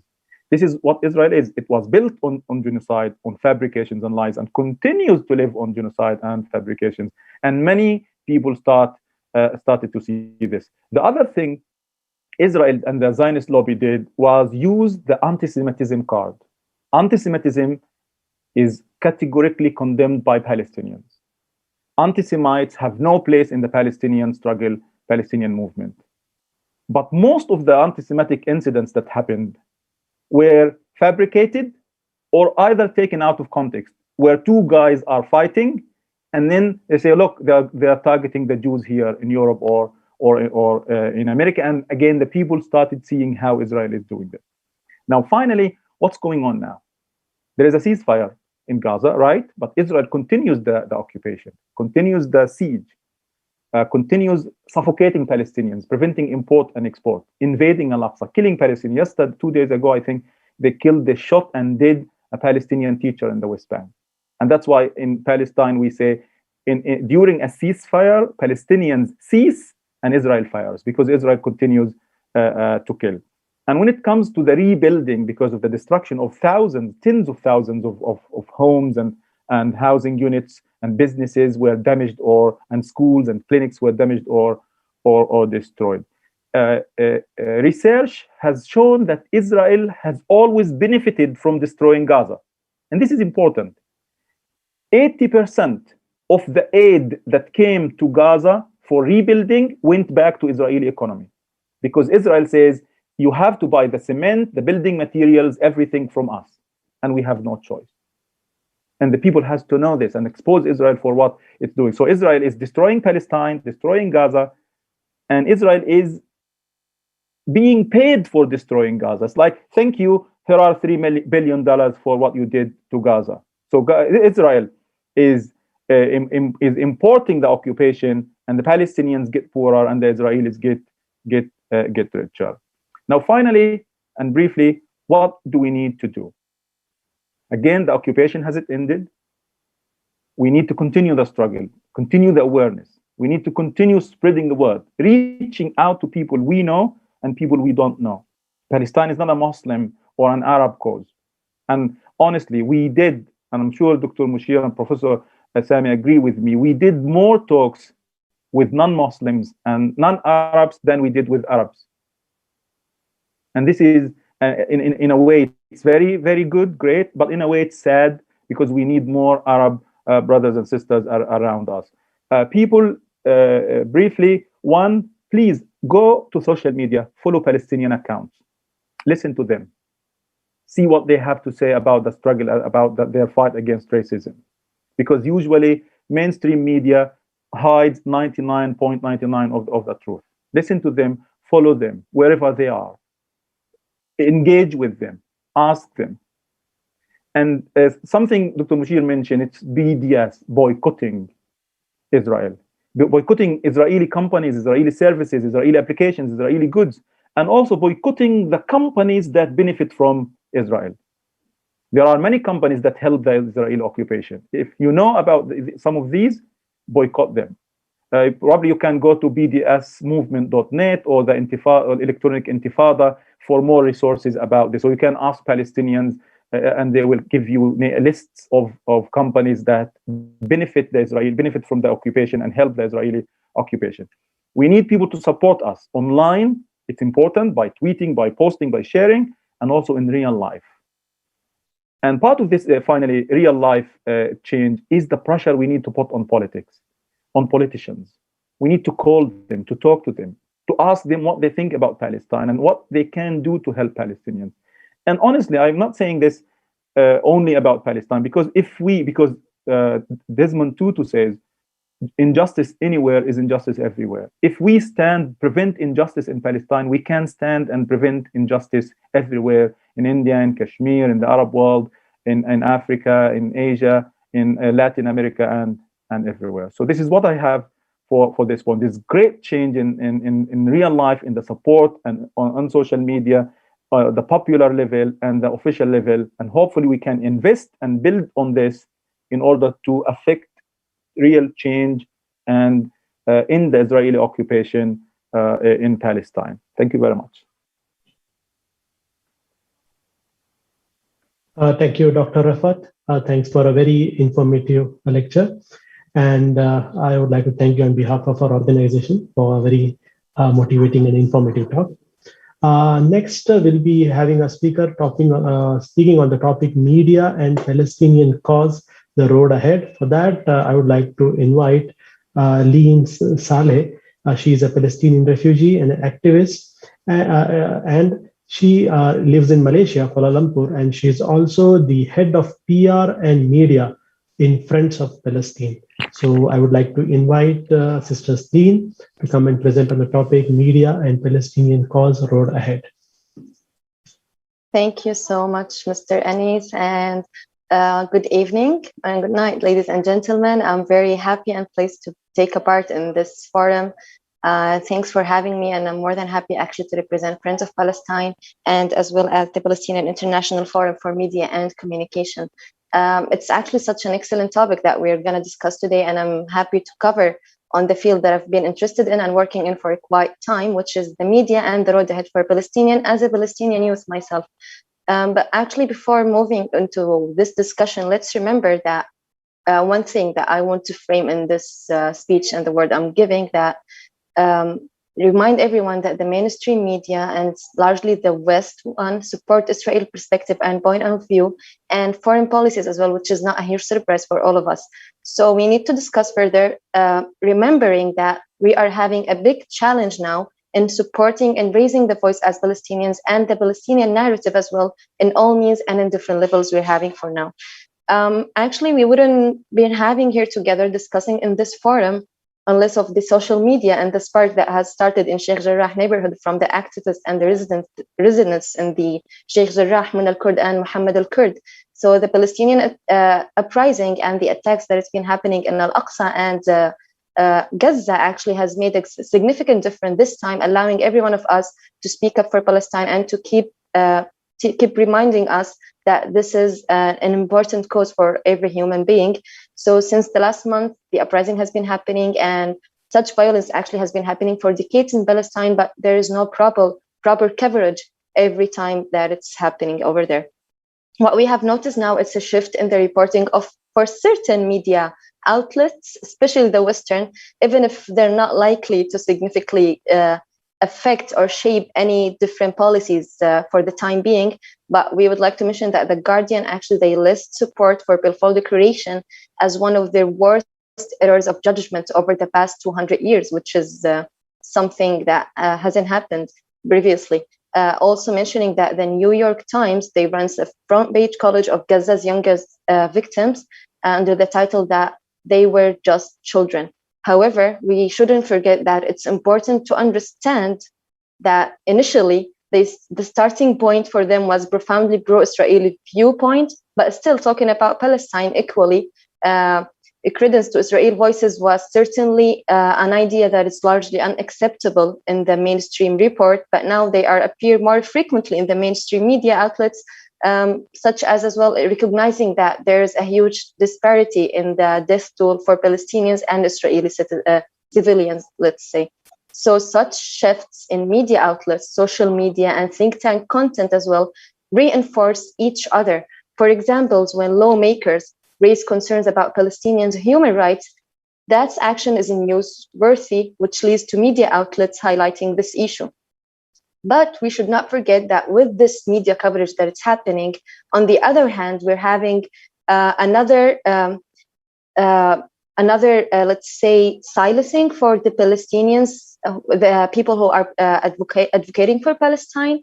Like a week after the Israel bombs completely destroys the EB's Gaza Bureau and the building which has different media streams offices, the AB management, Associated Press in America, they fired a young journalist because she was a part of a Palestinian solidarity group back in her college. So people are consistently fired or blacklisted over the advocacy for Palestinian rights. Here, ladies and gentlemen, we can see and we can emphasize on the role that media can play in protecting and promoting for human rights in the world. And for sure, it plays a significant role in Palestinian cause because media makes people of their rights and people aware of their rights and other rights as well, expose its violation and focus attention on people and areas in need of covering and protection in order for them to pursue their case until they achieve their rights as well. So from here, I would like to move on to the India role in garnering support for the Palestinian cause by strengthening Palestinian voices and sharing Palestinian narrative as well to create a theme of interest. Not forgetting that 22 languages are officially spoken in India, including the English language as well. So that means that the Indian coverage may have a great reach and engagement recognized globally, supporting Palestinian by covering the news from Palestinian perspective with accuracy, of course. So the focus should be actually starting from the mainstream media outlets, following by the social media platforms as well. So as we all knew that the Palestinian narrative has been silenced for decades and we're facing a digital apartheid as well, but hopefully not anymore. And we're now only at the first step of moving on into this digital revolution. And we've witnessed that most activists, human activists and youth activists, even political activists are taking part in this revolution. Coming back to social media, that has played a major role one more time, that allows Palestinians and human rights organizations to circumvent traditional medias and government censors and provide images, videos, and voices of what Palestinians were truly having on the ground into the world that once lacked access to places like Gaza, or actually some of them, they choose to ignore or disbelieve Palestinians themselves. So coming now for the real support or the role that everyone can do for Palestine, the role that everyone can do and the real support for Palestine digitally needs accuracy. Accuracy in the terms that being used and the context which is framed to tell the Palestinian stories through, which actually will serve the cause at the end of the day. Plus being creative in delivering such messages, especially when using social media platforms in the media revolution we're having nowadays. Plus reaching out to people on ground and to activists, as the fellow speakers have mentioned as well, because that give us more accuracy actually. Not forgetting the media organization that actually can help and guide to achieve such objectives. Now everyone is able to make a change. We are able to make a change if we have the belief and we have the courage to support Palestinian cause. And I believe we have it all. Now we are all able to create content. We're able to create a change, and we have all the tools for that. So being vocal and speaking out for things that matter, I think that's the most important things. And talking about Palestinian cause, it's a cause for any human being who supports freedom and is against the apartheid system that we're having in my homeland. So what we want to mention here is that Palestine has been under occupation for 73 years, and the media coverage has been fluctuating through this years actually. So for now, since we're having this opportunity and since we witnessed that there's a global awareness and change in the covering of the Palestinian narrative, we should take this opportunity as a Palestinian activist and pro-Palestinian supporters actually to continue and to make a dramatic change further in order to sustain this activism, especially on the media platforms. Because the more we repeat a specific messages using main titles and headlines, the main influence we will be having on the audience as well. So emphasizing one more time that the accuracy and creativity is what matters the most, plus sustainability. Once we are sustainable in supporting Palestine, this cause will be always being handled in the mainstream media. So each and every media outlets actually that we can reach the world through to support Palestine is very important.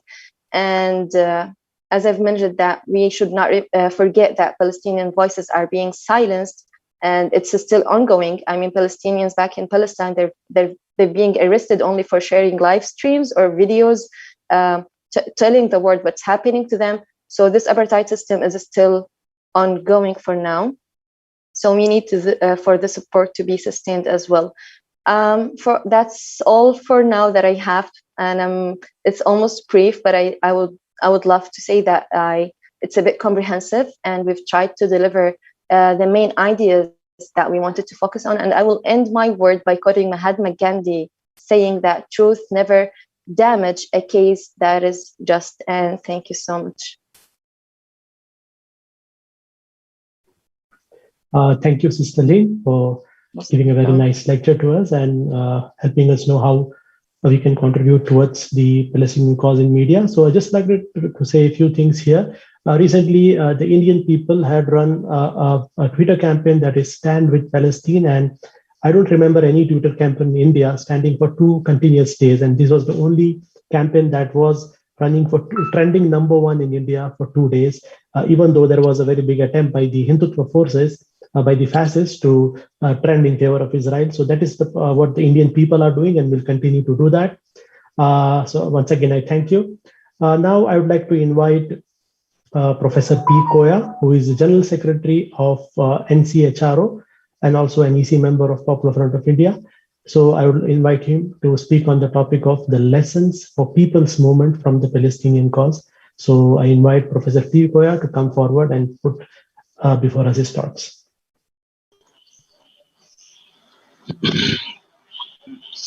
Thank you so much for inviting me to talk about certain topics related to Palestine and the liberation of Palestine. In fact, it has been a great learning experience as far as we are concerned, because we are listening to the people who are closer to what is really happening in Palestine. I would like to stress on one important point, that is the recent 11-day war. I don't know whether we can use it as a war. Recent 11-day attack on Gaza has proved to be the demolition of the myth that Israel is invincible.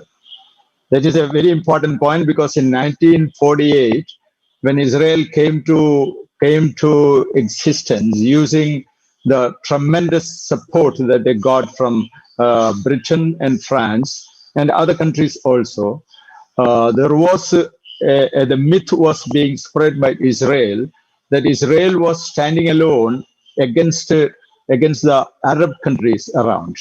The Arab armies were not able to drive away Israel to the seas. Such was a myth was created.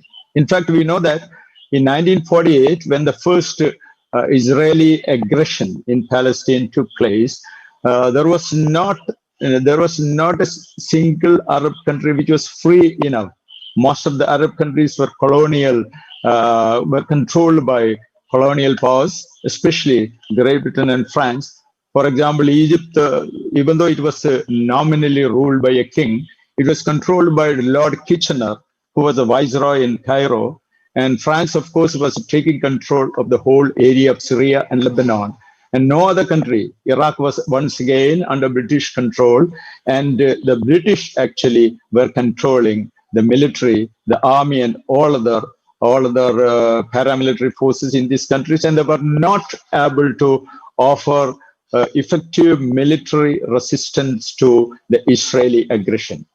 But the myth was spread by Israel and the Western media, especially the media in the United States and in Europe, who were in favor of a Zionist entity in Israel, which, as some of our brothers from Gaza have rightly remarked, as a colonial settler state. In fact, it was a French historian and author, Maxime Rodinson, who wrote a book about that, calling Israel a colonial settler state, which exactly is, because both the colonial powers, that is mostly France and Great Britain, wanted to keep the control of the Middle East because they were afraid that the Middle East nations, when they become really free, when they were able to decide that political fate will be a great threat to the colonial control over these countries, because of the great natural resources and so many other things. I don't want to detail about these things. This was the reason why Israel was established as a colonial settler state, something like a police state or a police outpost, to keep an eye on the real democratic forces in the Middle East. And they have been really successful in keeping the Middle East in slavery, in autocracy, and at the same time using that opportunity to exploit the natural resources. For example, in the case of in 1948, when Israel was established, the Suez Canal was controlled by France and Britain. Less than 10% of the income from Suez Canal went to Egypt, even though it was nominally ruled by a king, King Farouk. The other 90% of the income from Suez Canal went to France and Great Britain, who were controlling the Suez Canal Company.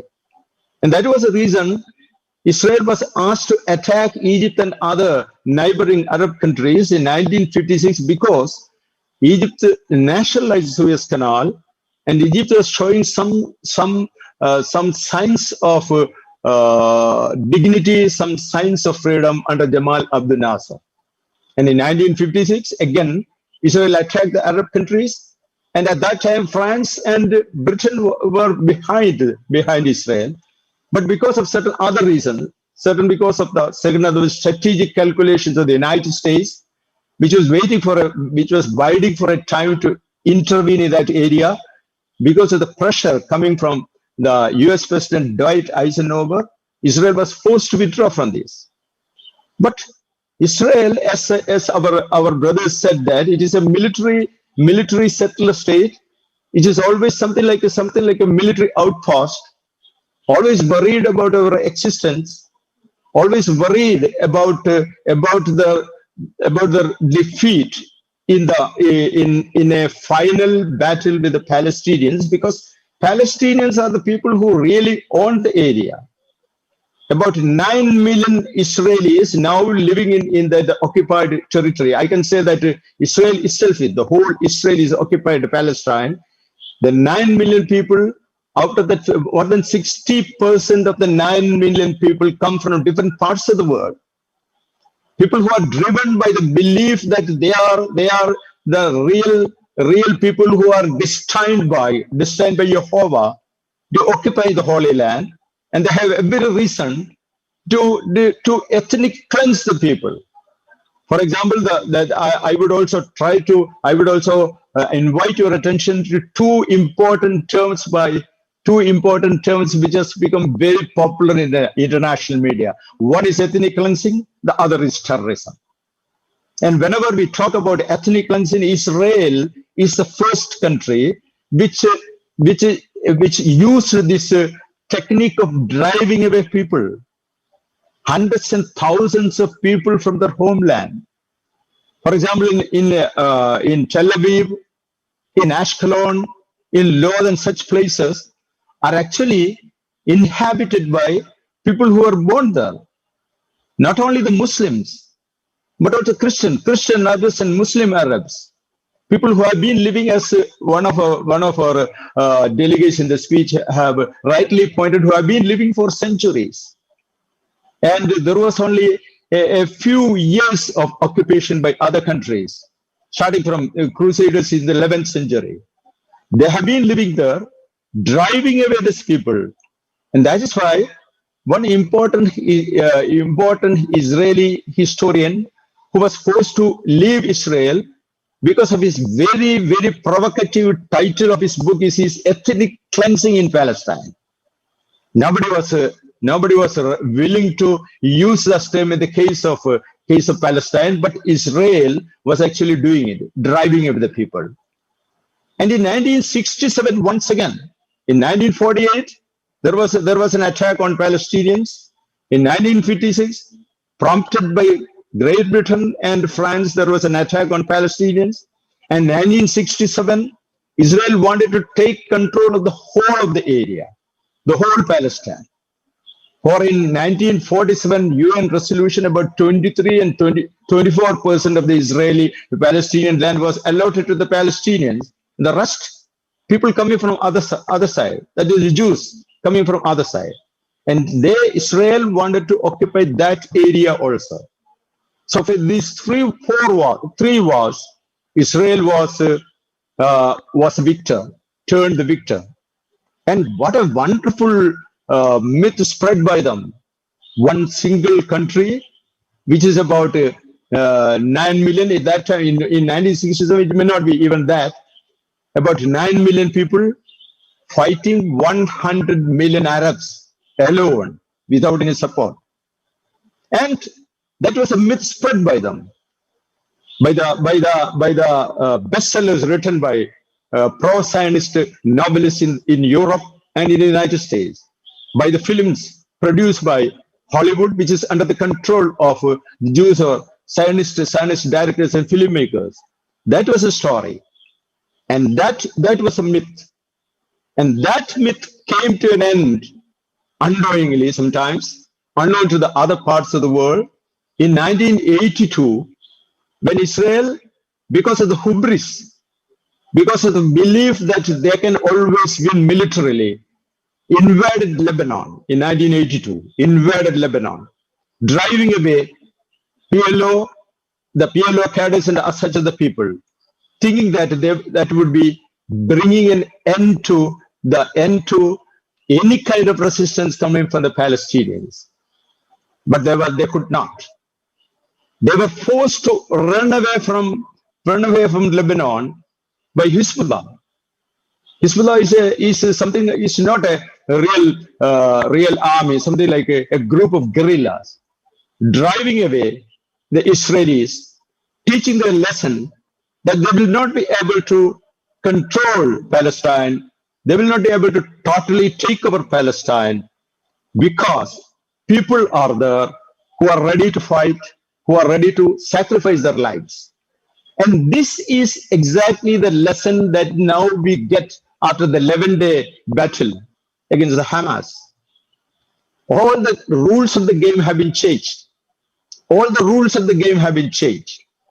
For example, I can tell you, Benjamin Netanyahu is considered to be terrorist number one, because his history, his antecedents, everything prove that he will not be able to, he will not hesitate to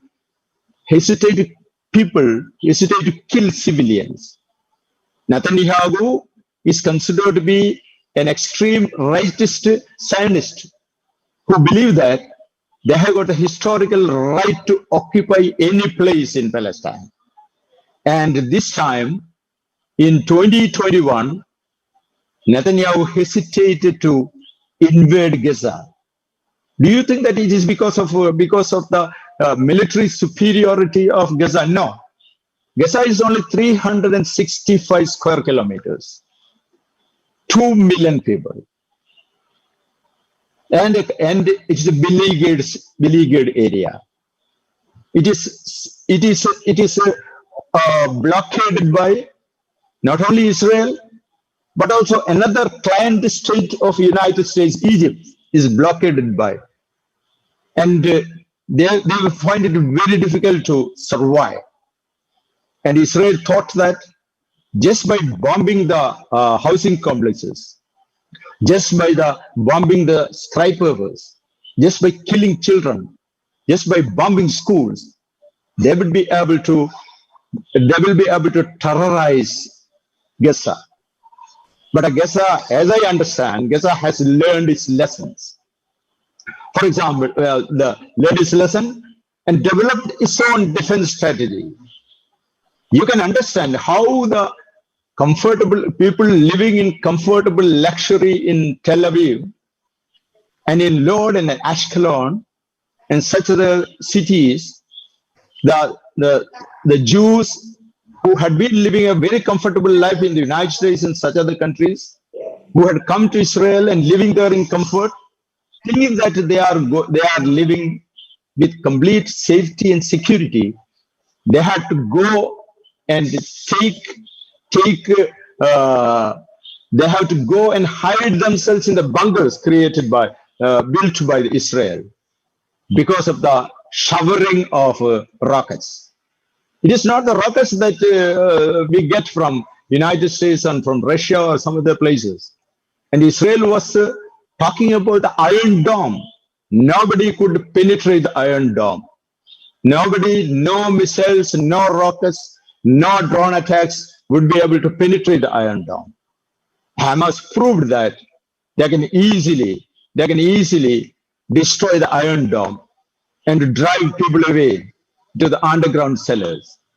And this may be the lesson that we get from the resistance by Hamas, that we get from the resistance from Hezbollah in 1982, that a people, when they are determined to fight for their lives, fight for their dignity, fight for their security, fight for everything that a human being respecting his life, will be able to fight even the world's 7th largest military power, according to some studies.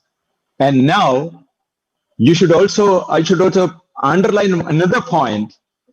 Israel amassed the tanks, the armed vehicles, everything to make an attack on Gaza, but they hesitated. Do you know the reason why they hesitated? Do you think that Israel is such a weak military state? No, because they are afraid of the massive deaths that they will be facing when they enter Gaza. And this is also something that Ariel Sharon, that the master terrorist of our Netanyahu, he learned his lesson from Gaza when he invaded Gaza. And Israel, without any compulsion from other powers and other countries, de-escalated the invasion of Gaza, withdrew from Gaza, because Israel will not be able to sustain the occupation of a land for long, and they will have a humiliating withdrawal. So this is a lesson for all the resistance forces around the world. Something not unusual, because around the world the resistance forces fighting human rights violation, fighting occupation, fighting autocracy, fighting the curtailment of people's freedom. If these organizations, this resistance movement, the social organizations who are willing to fight for the freedom, they will be able to defeat any kind of autocracy anywhere in the world. That is being proved in Latin America. It is proved in African countries. It is now once again proved by the Palestinians in the Holy Land of Palestine. So I should use this opportunity to facilitate, to cheer up the great resistance offered by Palestinians to the world's 7th largest military force. Thank you very much.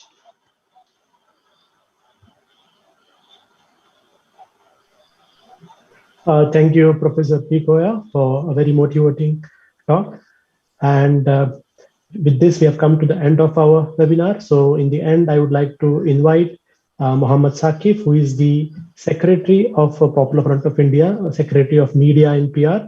So I would invite him to come and provide the vote of thanks to our viewers and to our speakers. So I invite Mohammad Saqif. Assalamu alaikum. I would like to thank Allah subhanahu wa ta'ala for giving us the opportunity for organizing this public program or a public meeting, wherein we could speak about, wherein we could voice about the largest atrocity, the largest human rights violation which is going on in Palestine. Today, various speakers from across the world came and they spoke in detail about the issues, the solutions which they had given to face the current problem. I would like to thank Brother OMA Salam, Chairman, Popular Front of India, for his inaugural address. And I would like to thank Brother Sami Al-Aryan from Istanbul, Turkey, and Dr. Mosher Amir, who is from Islamic University of Gaza. And I would like to thank Rafat Al-Arir and Professor Koya from India. And I would like to thank Sister Leen Salah from Malaysia. Brothers and sisters, see, now the present situation is that we have entered into a ceasefire, but we will not cease to work. We will have to continuously, relentlessly work for the Palestinian cause. This is the road to justice and peace in Palestine. A disciplined effort, a relentless hard work, and a disciplined effort and a struggle should continue.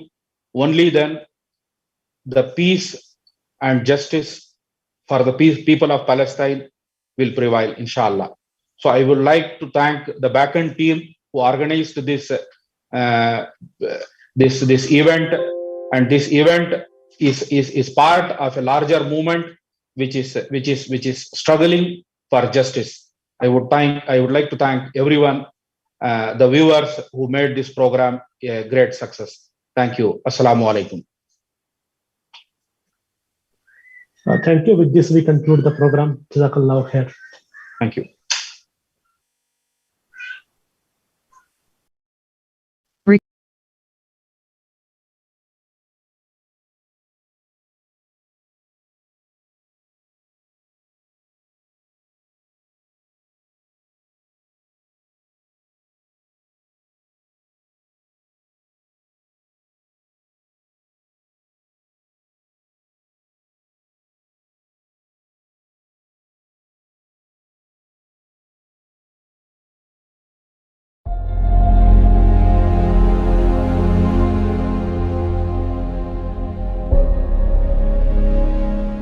अस्सलाम वालेकुम।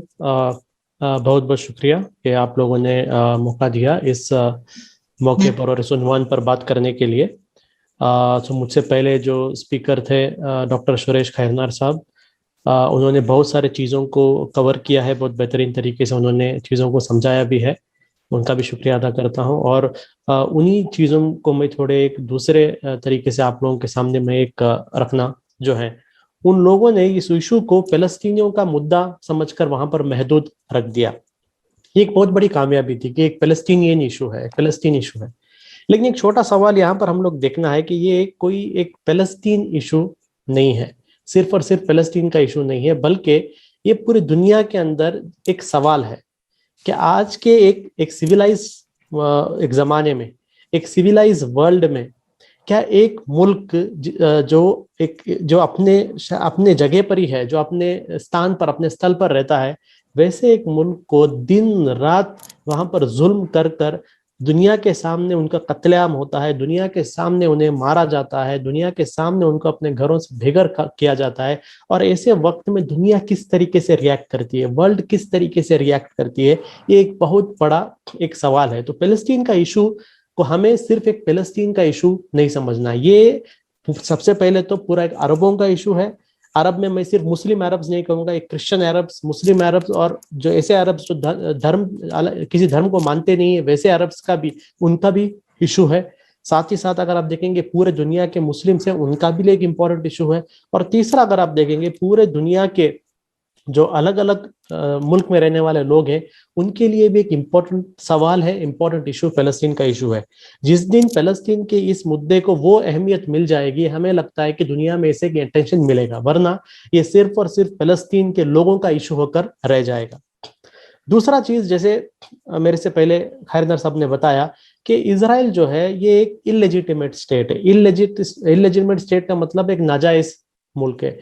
मैं इसे नाजायज मुल्क इसलिए कहता हूं क्योंकि ये मुल्क था ही नहीं, ये मुल्क था ही नहीं, और ये मुल्क एक कॉन्स्पिरेसी के थ्रू बनाया गया, एक कॉन्स्पिरेसी के थ्रू बनाया गया। हर कोई जानते थे कि ये एक ऐसे ही आज रात को या कल सुबह को उठकर ऐसा एक मुल्क नहीं बना, बल्कि इसके पीछे बहुत बड़ा एक मेहनत था।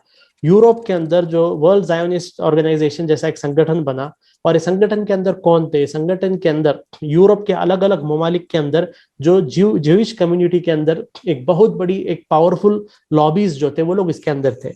एक चीज हमको यहाँ पर समझना होगा कि ये जो ज़ायोनिस्ट है, हर ज्यू, हर यहूदी जो है वो ज़ायोनिज्म को नहीं मानते, ये भी हमें जहन में रखना होगा। जिस तरीके से हमारे इंडिया के अंदर हर एक हिंदू हिंदुत्व को नहीं मानता, हम देखते हैं कि बहुत सारे हिंदू धर्म को मानने वाले लोग ही हिंदुत्व के सबसे बड़े मुखालिफ करने वाले लोग हैं। उसी तरीके से पूरे के पूरे यहूदियों को, पूरे के पूरे ज्यू को आप ज़ायोनिस्ट नहीं बोल सकते, क्योंकि आज भी इजराइल के अंदर हो, अमेरिका के अंदर हो, या दुनिया के अलग अलग ममालिक के अंदर हो, बहुत सारे ऐसे यहूदी हैं जो ज़ायोनिज्म की बहुत ही बड़ी मुखालिफत करते हैं, बहुत बड़े अपोजिशन भी उनके करते हैं। तो ये ज़ायोनिज्म को हमें समझना है। ज़ायोनिज्म का असल में ज्यूइश धर्म के साथ कोई लेना देना नहीं था। जैसा आज इंडिया में आप देख लो, सावरकर का आप एग्जाम्पल ले लीजिए। सावरकर जो है अपने आप को हिंदुत्ववादी कहता है, लेकिन सावरकर के बारे में आता है कि वो एक नास्तिक था, वो एक नास्तिक था, लेकिन उसने धर्म को इस्तेमाल किया।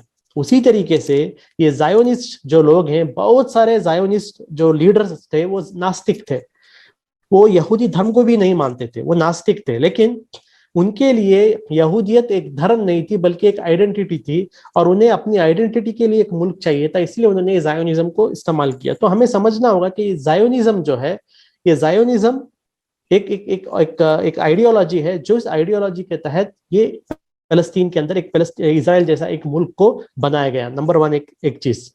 दूसरा एक इंपॉर्टेंट चीज इसके अंदर देखना है, इसमें हम लोग कहते हैं कि सिर्फ ज़ायोनिस्ट इसके अंदर इन्वॉल्व है, कि सिर्फ ज़ायोनिस्ट की वजह से ऐसा एक हरकत हुआ, ये सही नहीं है। सिर्फ और सिर्फ ज़ायोनिस्ट की वजह से हरकत नहीं हुआ।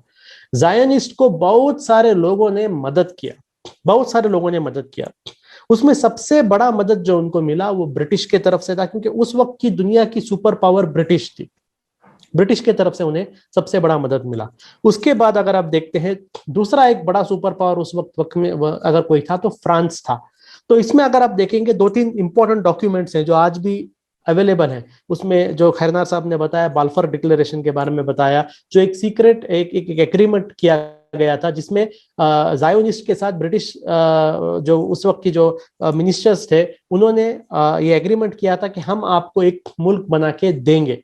उसी तरीके से इंग्लैंड और फ्रांस के बीच में एक साइक्स-पिकोट एक्ट भी हुआ था। ये क्या था कि इसमें इन्होंने पहले ही फर्स्ट वर्ल्ड वॉर के बाद हम पूरे के पूरे मिडल ईस्ट को किस तरीके से आपस में बांट के खाएंगे, इसके बारे में उन्होंने एक प्लान बना दिया था कि सीरिया, कहाँ से कहाँ सीरिया होगा, कहाँ से कहाँ जॉर्डान होगा, कहाँ से कहाँ लेबनान होगा।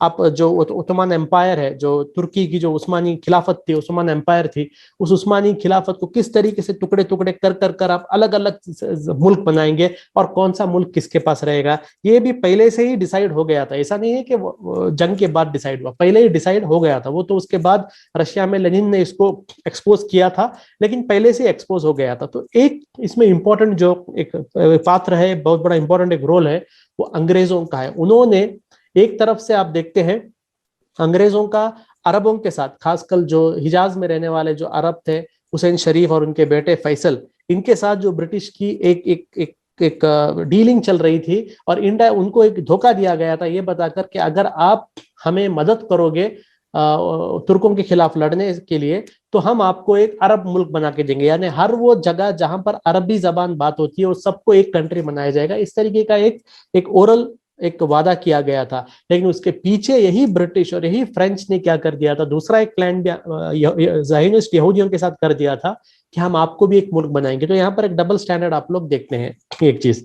और ये देखिए, ब्रिटिश भी जो था, आप ये मत समझिए ये कंप्लीट एक पॉलिटिकल डिसीजन था। आप लोग जानते होंगे, बहुत सारे लोग, एक क्रूसेड्स युद्ध चले थे। क्रूसेड्स युद्ध का मतलब था यूरोप के अंदर जो है धर्म के नाम पर एक होली वॉल किया गया था जेरूसलम और कॉन्स्टेंटिनोपल को कैप्चर करने के लिए। कॉन्स्टेंटिनोपल मतलब अभी का इस्तांबुल को कैप्चर करने के लिए, और जेरूसलम को उन्होंने कब्जा भी किया था। 90 साल तक जेरूसलम उनके कंट्रोल में था, जो क्रूसेडर्स थे उनके कंट्रोल में था। 90 साल के बाद हम देखते हैं कि सुल्तान सलाहुद्दीन अय्यूबी नाम के एक बहुत बड़े लीडर ने उस जेरूसलम को आजाद कराया था। अब सलाहुद्दीन जो है हमेशा से ही यूरोप के सबसे बड़े एक दुश्मन थे। इसलिए आपको याद रहना चाहिए कि जब 1917 में जब फिलिस्तीन को अंग्रेजों ने जीत लिया, जब अंग्रेजों की आर्मी, जनरल एलएनबी की आर्मी जब फिलिस्तीन को पहुंची, जेरूसलम को पहुंची, जेरूसलम को पहुंचने के बाद जब वहां पर प्रेस के साथ जब बात किया जनरल एलएनबी ने, उन्होंने अपने प्रेस के स्टेटमेंट में ये कहा कि आज क्रूसेड आखिरकार खत्म हुए। यानी क्रूसेड तो ऑलमोस्ट 500 साल या उससे पहले खत्म हो गए थे, ऑलमोस्ट 800 साल पहले खत्म हो गए थे क्रूसेड, लेकिन 800 साल पहले खत्म हो गए थे, लेकिन फिर भी आप देखिए यूरोप के अंदर अभी भी था कि जब तक हम जेरूसलम, जब तक हम फिलिस्तीन वापस मुसलमानों के पास से छीन के नहीं लेंगे, तब तक हम लोग, हमारा क्रूसेड खत्म नहीं होगा। तो ये हमेशा से यूरोप के दिमाग के अंदर ये एक नफरत था कि उन्हें फिलिस्तीन को वापस जीतना था मुसलमानों से। दूसरा एग्जाम्पल आप ले लीजिए, जो फ्रांस के जो एक जनरल थे उसी वक्त में, हेनरी गोराज जिनका नाम था, जिनकी फ्रेंच आर्मी दमास्कस जीती, यानी ब्रिटिश आर्मी ने फिलिस्तीन जेरूसलम को जीत लिया और फ्रेंच आर्मी जब दमास्कस को पहुंची यानी सीरिया को पहुंची, दमास्कस में जाकर उन्होंने क्या किया, दमास्कस में जाकर हेनरी गोराड ने जाकर सुल्तान सलाहुद्दीन अय्यूबी की जो कब्र है उस कब्र को लात मार के कहा कि सलाहुद्दीन हम लोग वापिस आ गए हैं, सलाहुद्दीन उठो हम वापिस आ गए हैं। इसका मैं दो एग्जाम्पल का मतलब ये है, ऐसा मत समझिए कि एक ब्रिटिश का पॉलिटिकल डिसीजन था, पॉलिटिकल था ही, साथ वो हजारों सालों से जो एक अरबों के खिलाफ, मुसलमानों के खिलाफ जो एक नफरत था जेरूसलम हारने की वजह से, वो नफरत का इजहार भी उन्होंने किया। और तीसरा एक इंपॉर्टेंट पॉइंट है, ये भी हमें नहीं भूलना चाहिए, वो ये है कि इसमें अरब्स भी इन्वॉल्व थे। जो ब्रिटिश की जो आर्मी जाकर फिलिस्तीन को जीतती है, उस ब्रिटिश आर्मी के अंदर कौन थे, उस ब्रिटिश आर्मी के अंदर अरब्स भी थे, वो ब्रिटिश आर्मी के अंदर मुस्लिम अरब्स भी थे। जो ब्रिटिश आर्मी दमास्कस को जाकर दमास्कस जीतती है, उस आर्मी के अंदर कौन थे, उस आर्मी के अंदर अरब्स भी थे।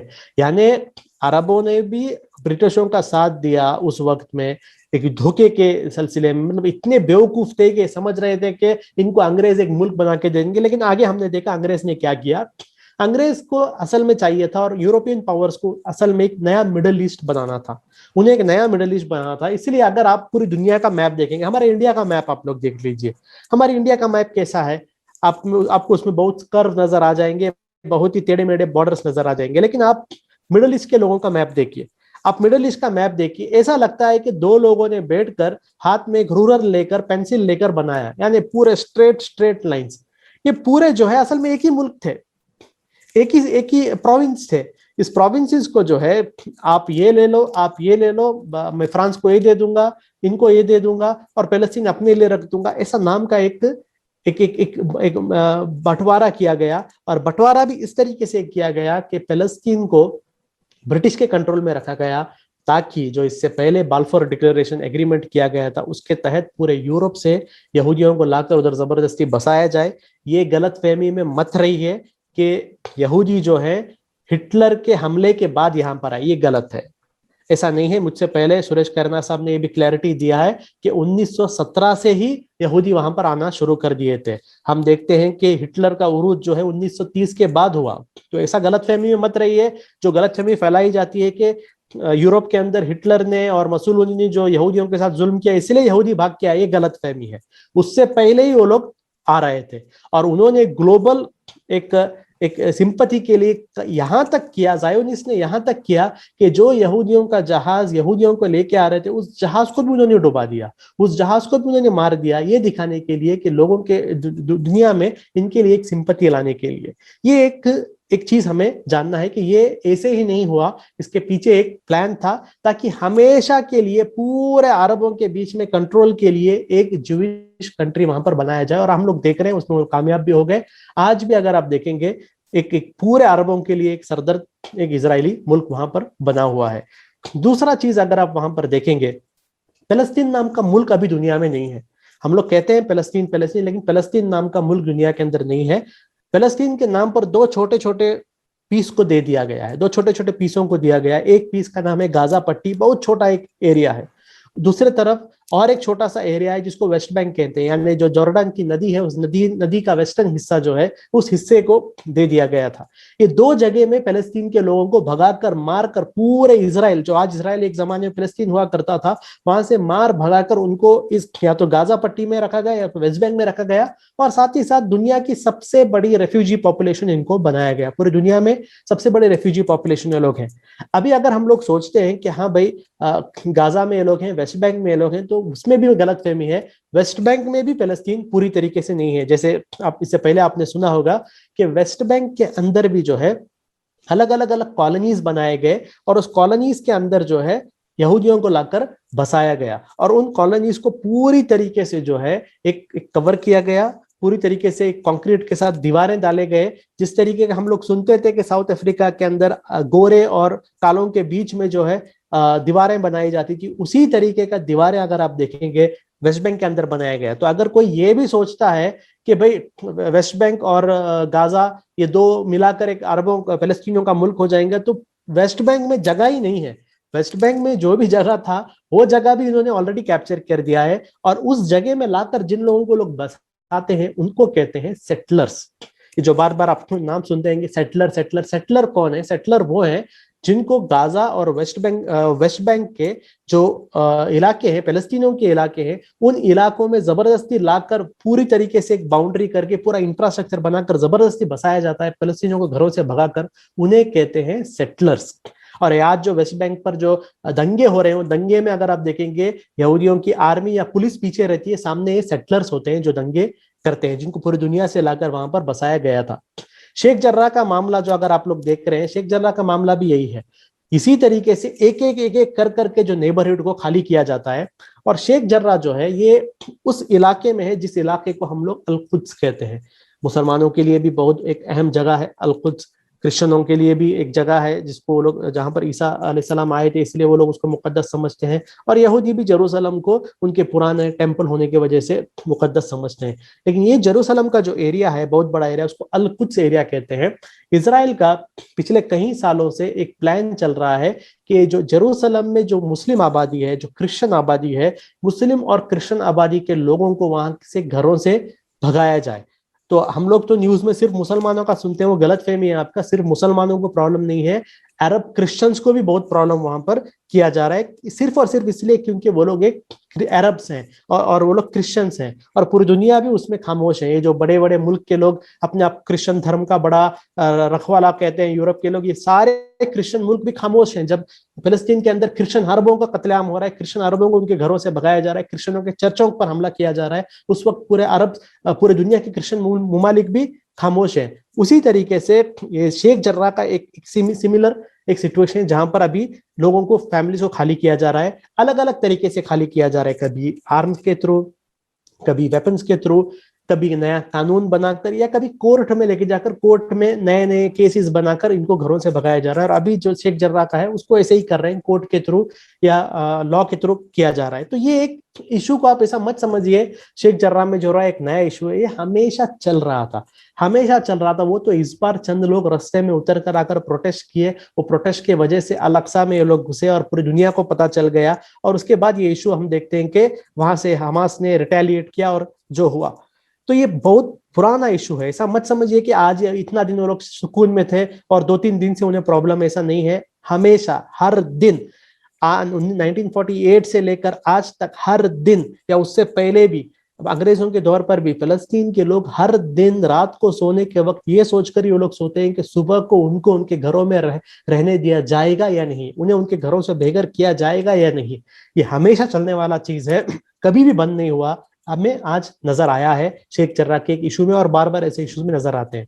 नेक्स्ट इसमें एक इंपॉर्टेंट चीज क्या है, पूरी दुनिया का रवैया क्या है, ग्लोबल रवैया क्या है। पूरी दुनिया का रवैया अगर आप इसके अंदर देखेंगे, बहुत ही एक हिपोक्रेटिक नजरिया है। एक तरफ ऐसा ग्लोबल मीडिया के थ्रू ऐसा बताया गया है कि इजराइल विक्टिम है। वो तो अभी सोशल मीडिया होने की वजह से आपको असलियत पता चल रही है, लेकिन 20 साल पहले अगर आप देखते हैं, जब सोशल मीडिया नहीं होती है, आप अगर सिर्फ वेस्टर्न चैनल्स देखते हैं, आपको सिर्फ यही नजर आता है कि इजराइल विक्टिम है।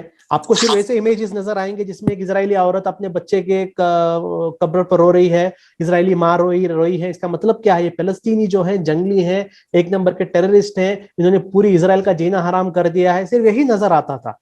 मतलब इजराइल को प्योरली जो है एक पॉजिटिव इमेज बताया गया था और पैलेस्टीनियों को जो है एक नेगेटिव इमेज बनाया गया था। साथ ही साथ जो पैलेस्टीन रेजिस्टेंस था, पैलेस्टीन रेजिस्टेंस का मतलब क्या है? पैलेस्टीनियन रेजिस्टेंस का मतलब यह है कि पैलेस्टीन के जो लोग आज भी अपने हक के लिए लड़ रहे हैं, आज भी जो अपना एक मुल्क बनाने के लिए जो लड़ रहे हैं, जो उनको अपने मुल्कों से भगाया गया, जिनको उनके घरों से भगाया गया, अपने घरों के लिए, अपने आवाम के लिए, अपने नस्ल के लिए लड़ने वाले जो पैलेस्तीनी ग्रुप्स हैं, वो ग्रुप जो लड़ाई कर रहे हैं, उस लड़ाई का नाम पैलेस्टीनियन रेजिस्टेंस है। देखिए, बहुत इंडिया में बैठकर और दुनिया के अलग अलग जगहों में बैठकर बहुत आसानी से हम लोग कह सकते हैं, हाँ भाई आप लोग धरने में पर बैठो, पैलेस्तीन के लोग धरने पर बैठो, क्यों पैलेस्तीन के लोग लड़ रहे हैं, क्यों वो लोग रिएक्ट करते हैं। अगर हमें उनके जूतों में अपना पैर रख के देखना पड़ेगा। देखिए, यही काम इंडिया के अंदर भगत सिंह ने किया था। जो पैलेस्तीन के लोग जो आज हमास और पैलेस्तीन के अलग अलग संगठन जो आज गाजा में या वेस्ट बैंक में कर रहे हैं, यही काम तो इंडिया के अंदर हमारे स्वतंत्र सेनानियों ने किया था। कि जब बाहर से एक ब्रिटिश आकर हमारे मुल्क पर कब्जा कर रहा था, हम लोग खामोश बैठे थे क्या? हम लोग नहीं लड़े क्या? 1857 में हम लोग नहीं लड़े क्या? हमारे अलग अलग जो रेवोल्यूशनरी लीडर्स थे, भगत सिंह थे, चंद्रशेखर आजाद थे, अलग अलग जो हमारे रेवोल्यूशनरी लीडर्स थे, सुभाष चंद्र बोस थे, क्या लड़े नहीं कि हम लोग उनके खिलाफ? तो अपने मुल्क में जब हम हमारे रेवोल्यूशनरी लीडर्स को सेलिब्रेट करते हैं, उसी तरीके से पैलेस्टीन अपने लोगों को सेलिब्रेट करते हैं। उनके लिए भी इस्माइल हनिया हो, खालिद मशाल हो, या शेख अहमद यासीन हो, या उससे पहले जो अलग अलग हमास के लीडर गुजरे हैं, यासिर अराफात हो, या जो पीएलओ के लीडर थे, ये सब उनके लीडर्स हैं, क्योंकि ये लोग लड़े हैं उनके हक के लिए। तो ये जो एक नजर बनाया गया है कि जो हमास के लोग हैं टेररिस्ट हैं और इजराइल सेल्फ डिफेंस कर रहा है, एक बनाया हुआ एक इमेज है। वो इसलिए क्योंकि उसमें भी दो रीजन आपको बताता हूं कि पूरे अमेरिका के अंदर जो हॉलीवुड है, ये हॉलीवुड के अंदर कंट्रोल ज्यूइश लॉबी का है। मुझसे पहले जो खैरनार साहब ने बताया कि ज्यूइश लॉबी एक पावरफुल लॉबी है, बहुत पैसे वाली लॉबी है। तो अमेरिका के अंदर जो स्पेशली हॉलीवुड है, ये हॉलीवुड को ज्यूइश लॉबी कंट्रोल करती है। बड़े बड़े, आप स्टीवन स्पीलबर्ग देखो, ये सब बड़े बड़े जो लोग थे, ये सारे लोग ज्यूइश ही हैं। साथ ही साथ जो बड़े बड़े मीडिया हैं, जैसे रूपर्ट मर्डॉक हो या फिर CNN के जो अभी का एग्जीक्यूटिव है, सारे ज्यूज हैं। यानी जो बड़े बड़े न्यूज चैनल्स, बड़े बड़े हॉलीवुड मूवीज और जो भी पब्लिक कम्युनिकेशन सिस्टम होता है, ये सारे चीजों पर इनका कंट्रोल है। इसलिए ये कोई भी एक नजरिया बना सकते हैं। मैं वापस कहता हूं, वो तो सोशल मीडिया आने की वजह से लोगों के सामने थोड़ी असलियत सामने आ गई है, लेकिन अगर सोशल मीडिया नहीं होती, आज भी पूरी दुनिया पैलेस्तीन के लोगों को टेररिस्ट ही कहती। वो तो सोशल मीडिया आने के बाद पता चला कि वो लोग अपना डिफेंड कर रहे हैं। ये एक चीज हमें याद रखना है कि हमास हो या जो भी पैलेस्टीनी रेजिस्टेंस हो, वो जो लोग कर रहे हैं वो उनका हक है करना। उनकी जगह हम होते हम भी वही करते, क्योंकि हमारे मुल्क में अगर कोई आकर हमला करता है, हम भी नहीं छोड़ेंगे। कल चाइना हमारे मुल्क पर हमला करेगा, हम चाइना को नहीं छोड़ेंगे। कल या पाकिस्तान या श्रीलंका या कोई भी दूसरे मुल्क हमारे मुल्क पर हमला करेंगे, हम भी नहीं छोड़ेंगे। हमारे पास जो जो हथियार रहेंगे, हथियार लेकर हम अपने मुल्क की हिफाजत करेंगे। उसी तरीके से पैलेस्टीन अपने मुल्क की हिफाजत कर रहे हैं और उसमें कोई भी दो राय नहीं होनी चाहिए। They have the right to defend themselves. आज पूरी दुनिया कह रही है कि इजराइल को अपना दिफा करने का हक है, तो पैलेस्टीनियों को भी हक है अपना दिफा करने का, पैलेस्टीनियों को भी हक है अपना मुल्क रखने का। और आखिरी चीज में अपनी बात खत्म करता हूं। देखिए, बहुत बड़ा एक सवाल आता है इसके अंदर कि अमेरिका क्यों सपोर्ट नहीं कर रहा है। अमेरिका बोस्निया को चला गया, वहां पर जब जंग हो रही थी अमेरिका ने अपनी आर्मी को भेज दिया। वहां जब यूगोस्लाविया की जंग चल रही थी, अमेरिका ने अपनी आर्मी को भेज दिया। जब कोरिया के अंदर जंग चल रही थी, अमेरिका ने अपनी आर्मी को भेज दिया। वियतनाम में जंग चल रहा था, अमेरिका ने अपनी आर्मी को भेज दिया। साउथ अमेरिका के अंदर जब जंगें चल रही थी, अमेरिका ने अपनी आर्मी को भेज दिया। क्यों अमेरिका अपनी आर्मी पैलेस्टीनियों को बचाने के लिए पैलेस्टीन नहीं भेज रहा है? वो इसलिए क्योंकि अमेरिकन पॉलिटिक्स को हमें समझना है। अमेरिका के अंदर कोई भी पॉलिटिशियन हो, उसको अगर अपना एक पॉलिटिकल करियर बनाना है, तो उसको जो जूइश लॉबी है अमेरिका की, जो बहुत बड़े बड़े जूइश लॉबीज होते हैं, उस लॉबीज को खुश रखना है। ये लॉबीज को खुश रखेंगे तो ही आपका फंडिंग हो सकता है, वरना नहीं हो सकता। और चाहे वो डेमोक्रेट्स हो या चाहे वो रिपब्लिकन्स हो, ये दोनों को फंडिंग, बहुत बड़ा एक फंडिंग इनको जो है जूइश लॉबी के थ्रू आता है। इसलिए आप देखेंगे अमेरिका के अंदर ये दो पार्टी को छोड़कर तीसरा कोई आ ही नहीं सकता, तीसरा किसे आने ही नहीं देंगे। अभी बर्नी सैंडर्स नाम के एक डेमोक्रेटिक पार्टी के अंदर एक बहुत बड़े कैंडिडेट थे जो एंटी इजराइल जिनका एक स्टैंड है, एंटी ज़ायोनिज्म जिनका स्टैंड है, उनको आने नहीं दिया जा रहा है, किसी भी तरीके उनको आने नहीं दिया जाएगा। उनके ऊपर एक कम्युनिस्ट का लेबल डाला गया है, उनको कम्युनिस्ट कहते हैं क्योंकि वो इजराइल के खिलाफ बात कर रहे हैं। तो अमेरिका के अंदर भी जो आप देखेंगे एक बहुत बड़ा लॉबी है, जो लॉबी अमेरिकन पॉलिटिशियंस को भी जो है एंटी इजराइल बात करने नहीं देती है। अब नेक्स्ट आइए, चंद लोग सवाल पूछते हैं भाई हमारे मुस्लिम ममालिक किधर है, हमारे मुस्लिम कंट्री किधर है। सिंपल जवाब ये है, दुनिया के अंदर किसी मुस्लिम कंट्री के अंदर जो है ऐसा एक ताकत नहीं है, मिलिटरीली हो या फिनेंशियली हो, इकोनॉमिकली हो, कि वो सीधे सीधे सामने आकर इजराइल को चैलेंज कर सके।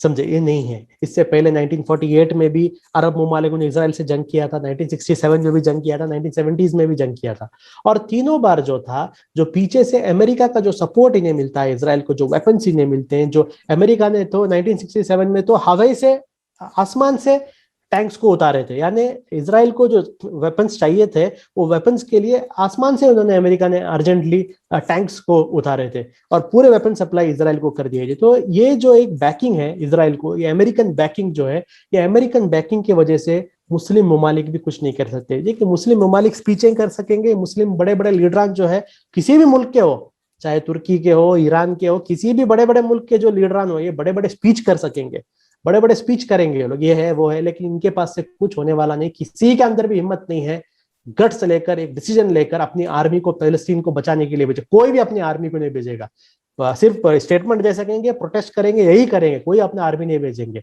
सबके पास आर्मीज हैं, सबके पास सब कुछ है, लेकिन कोई भी पैलेस्टीन के हिफाजत के लिए नहीं भेजेगा। वो इसलिए क्योंकि बैतुल मुकद्दस को बचाने की पूरी जिम्मेदारी फिलिस्तीनियों के सर पर डाल दी है। हालांकि बैतुल मुकद्दस को बचाने की जिम्मेदारी पूरे मुस्लिम ममालिकों के सर पर थी, लेकिन सिर्फ फिलिस्तीनियों के सिर पर डाल दी है। फिर भी हमें नाज करना है उन फिलिस्तीनियों पर, हमें नाज करना है उन फिलिस्तीनियों पर। इतनी छोटी सी एक कौम है, एक जेल में वो लोग रहते हैं, 24 घंटे उन पर सर्वेलेंस है, उन्हें कुछ भी फैसिलिटीज नहीं है, हर तरीके से उन्हें बर्बाद कर दिया गया है। इसके बावजूद भी वो लोग बैतुल मुकद्दस को नहीं छोड़ रहे। 2-3 दिन पहले एक औरत का एक इंटरव्यू आपने पढ़ा होगा, गाजा में बॉम्बिंग में उस औरत के 4 बच्चे मर गए, 4 जवान बच्चे मर गए, और उस औरत ने क्या कहा, बैतुल मुकद्दस के लिए मेरे 4 नहीं, मेरे और बेटे होते, उन और बेटों को भी मैं कुर्बान कर देती बैतुल मुकद्दस के लिए। तो ये पूरी दुनिया के मुसलमान जो करना है वो आज फिलिस्तीन के मुसलमान कर रहे हैं। हमारी लड़ाई वो लोग लड़ रहे हैं, बैतुल मुकद्दस की हिफाजत वो कर रहे हैं। हमारी जिम्मेदारी हम जिन जिन मुल्कों के अंदर हैं, उन मुल्कों के अंदर हमें उनकी हक के लिए बात करना है। अपने मुल्क के अंदर उनकी जो जंग है उस जंग को जिंदा रखना है, उन्हें सपोर्ट करना है, ताकि आवाम को पता चले, आने वाली नस्लों को पता चले कि इसकी एक कौम फिलिस्तीन के अंदर थी जिस कौम ने मरते दम तक अपनी लड़ाई को नहीं छोड़ा। और उम्मीद इस बात की है, देखिए उम्मीद इस बात की, ऐसा मत समझिए कि गाजा में मुसलमान फिलिस्तीनियों मर रहे हैं। गाजा में फिलिस्तीन शहीद हो रहे हैं, ये याद रखिए, वो शहीद हो रहे हैं, जो बच्चे मर रहे हैं शहीद हो रहे हैं, और इनमें कामयाबी मिलने वाली। क्योंकि इससे पहले भी आपने देखा 2014 में भी इजराइल ने इन पर अटैक करते करते फाइनली इजराइल आ गया, घुटने पे आ गया और इनके पास एग्रीमेंट कर लिया, क्योंकि इजराइल बहुत ज्यादा देर तक लड़ नहीं सकता। बहुत ज्यादा अगर जंग चलेगा इजराइल की इकोनॉमी डाउन हो जाएगी। चंद लोग जो कह रहे हैं कि ये प्रोडक्ट बाइकआउट करो, ये आपके प्रोडक्ट बाइकआउट करने से कोई इजराइल को नुकसान होने वाला नहीं। आप पेप्सी कोला पीना बंद करोगे, इजराइल का कोई एक वेपन कम होने वाला नहीं है। ये सिर्फ हमारा एक सॉफ्ट एक्टिविज्म है, एक कंफर्ट जोन एक्टिविज्म है। लोगों को दूसरी राय हो सकती है, लेकिन इजराइल को असल प्रॉब्लम तब होता है जब इजराइल की इकोनॉमी डाउन होती है। इकोनॉमी कब डाउन होती है? इजराइल की टूरिज्म बंद हो जाती है। पूरी दुनिया की सबसे बड़े क्रिश्चियन टूरिज्म इजराइल है। इजराइल की जो मैन्युफैक्चरिंग इंडस्ट्री है, वो मैन्युफैक्चरिंग इंडस्ट्री जो एक्सपोर्ट होती है, एक्सपोर्ट्स जब बंद हो जाते हैं, जब ग्लोबल लोग इजराइल में बिजनेस के लिए आने के लिए बंद होते हैं, तब इजराइल की इकोनॉमी को प्रॉब्लम होता है। और हमास के लोग वही कर रहे हैं। हमास जो है ये जंग के थ्रू आज इजराइल के पिछले 7 दिनों से आप देखेंगे उनकी इकोनॉमी गिर गई है। और अगर ये 20-25 दिन इसी तरीके से इजराइल से लड़ते रहे हैं लोग, आप देखिए इजराइल वापस आएगा इजिप्ट के जरिए या अपने किसी अरब मुल्कों के जरिए आकर वापस हमास के पास ये लोग बातों के लिए आ जाएंगे। तो ऐसा मत समझिए कि फिलिस्तीन हार रहे हैं, फिलिस्तीनी जीत रहे हैं। हमास या दूसरे फिलिस्तीन के जो लोग जीत रहे हैं, क्योंकि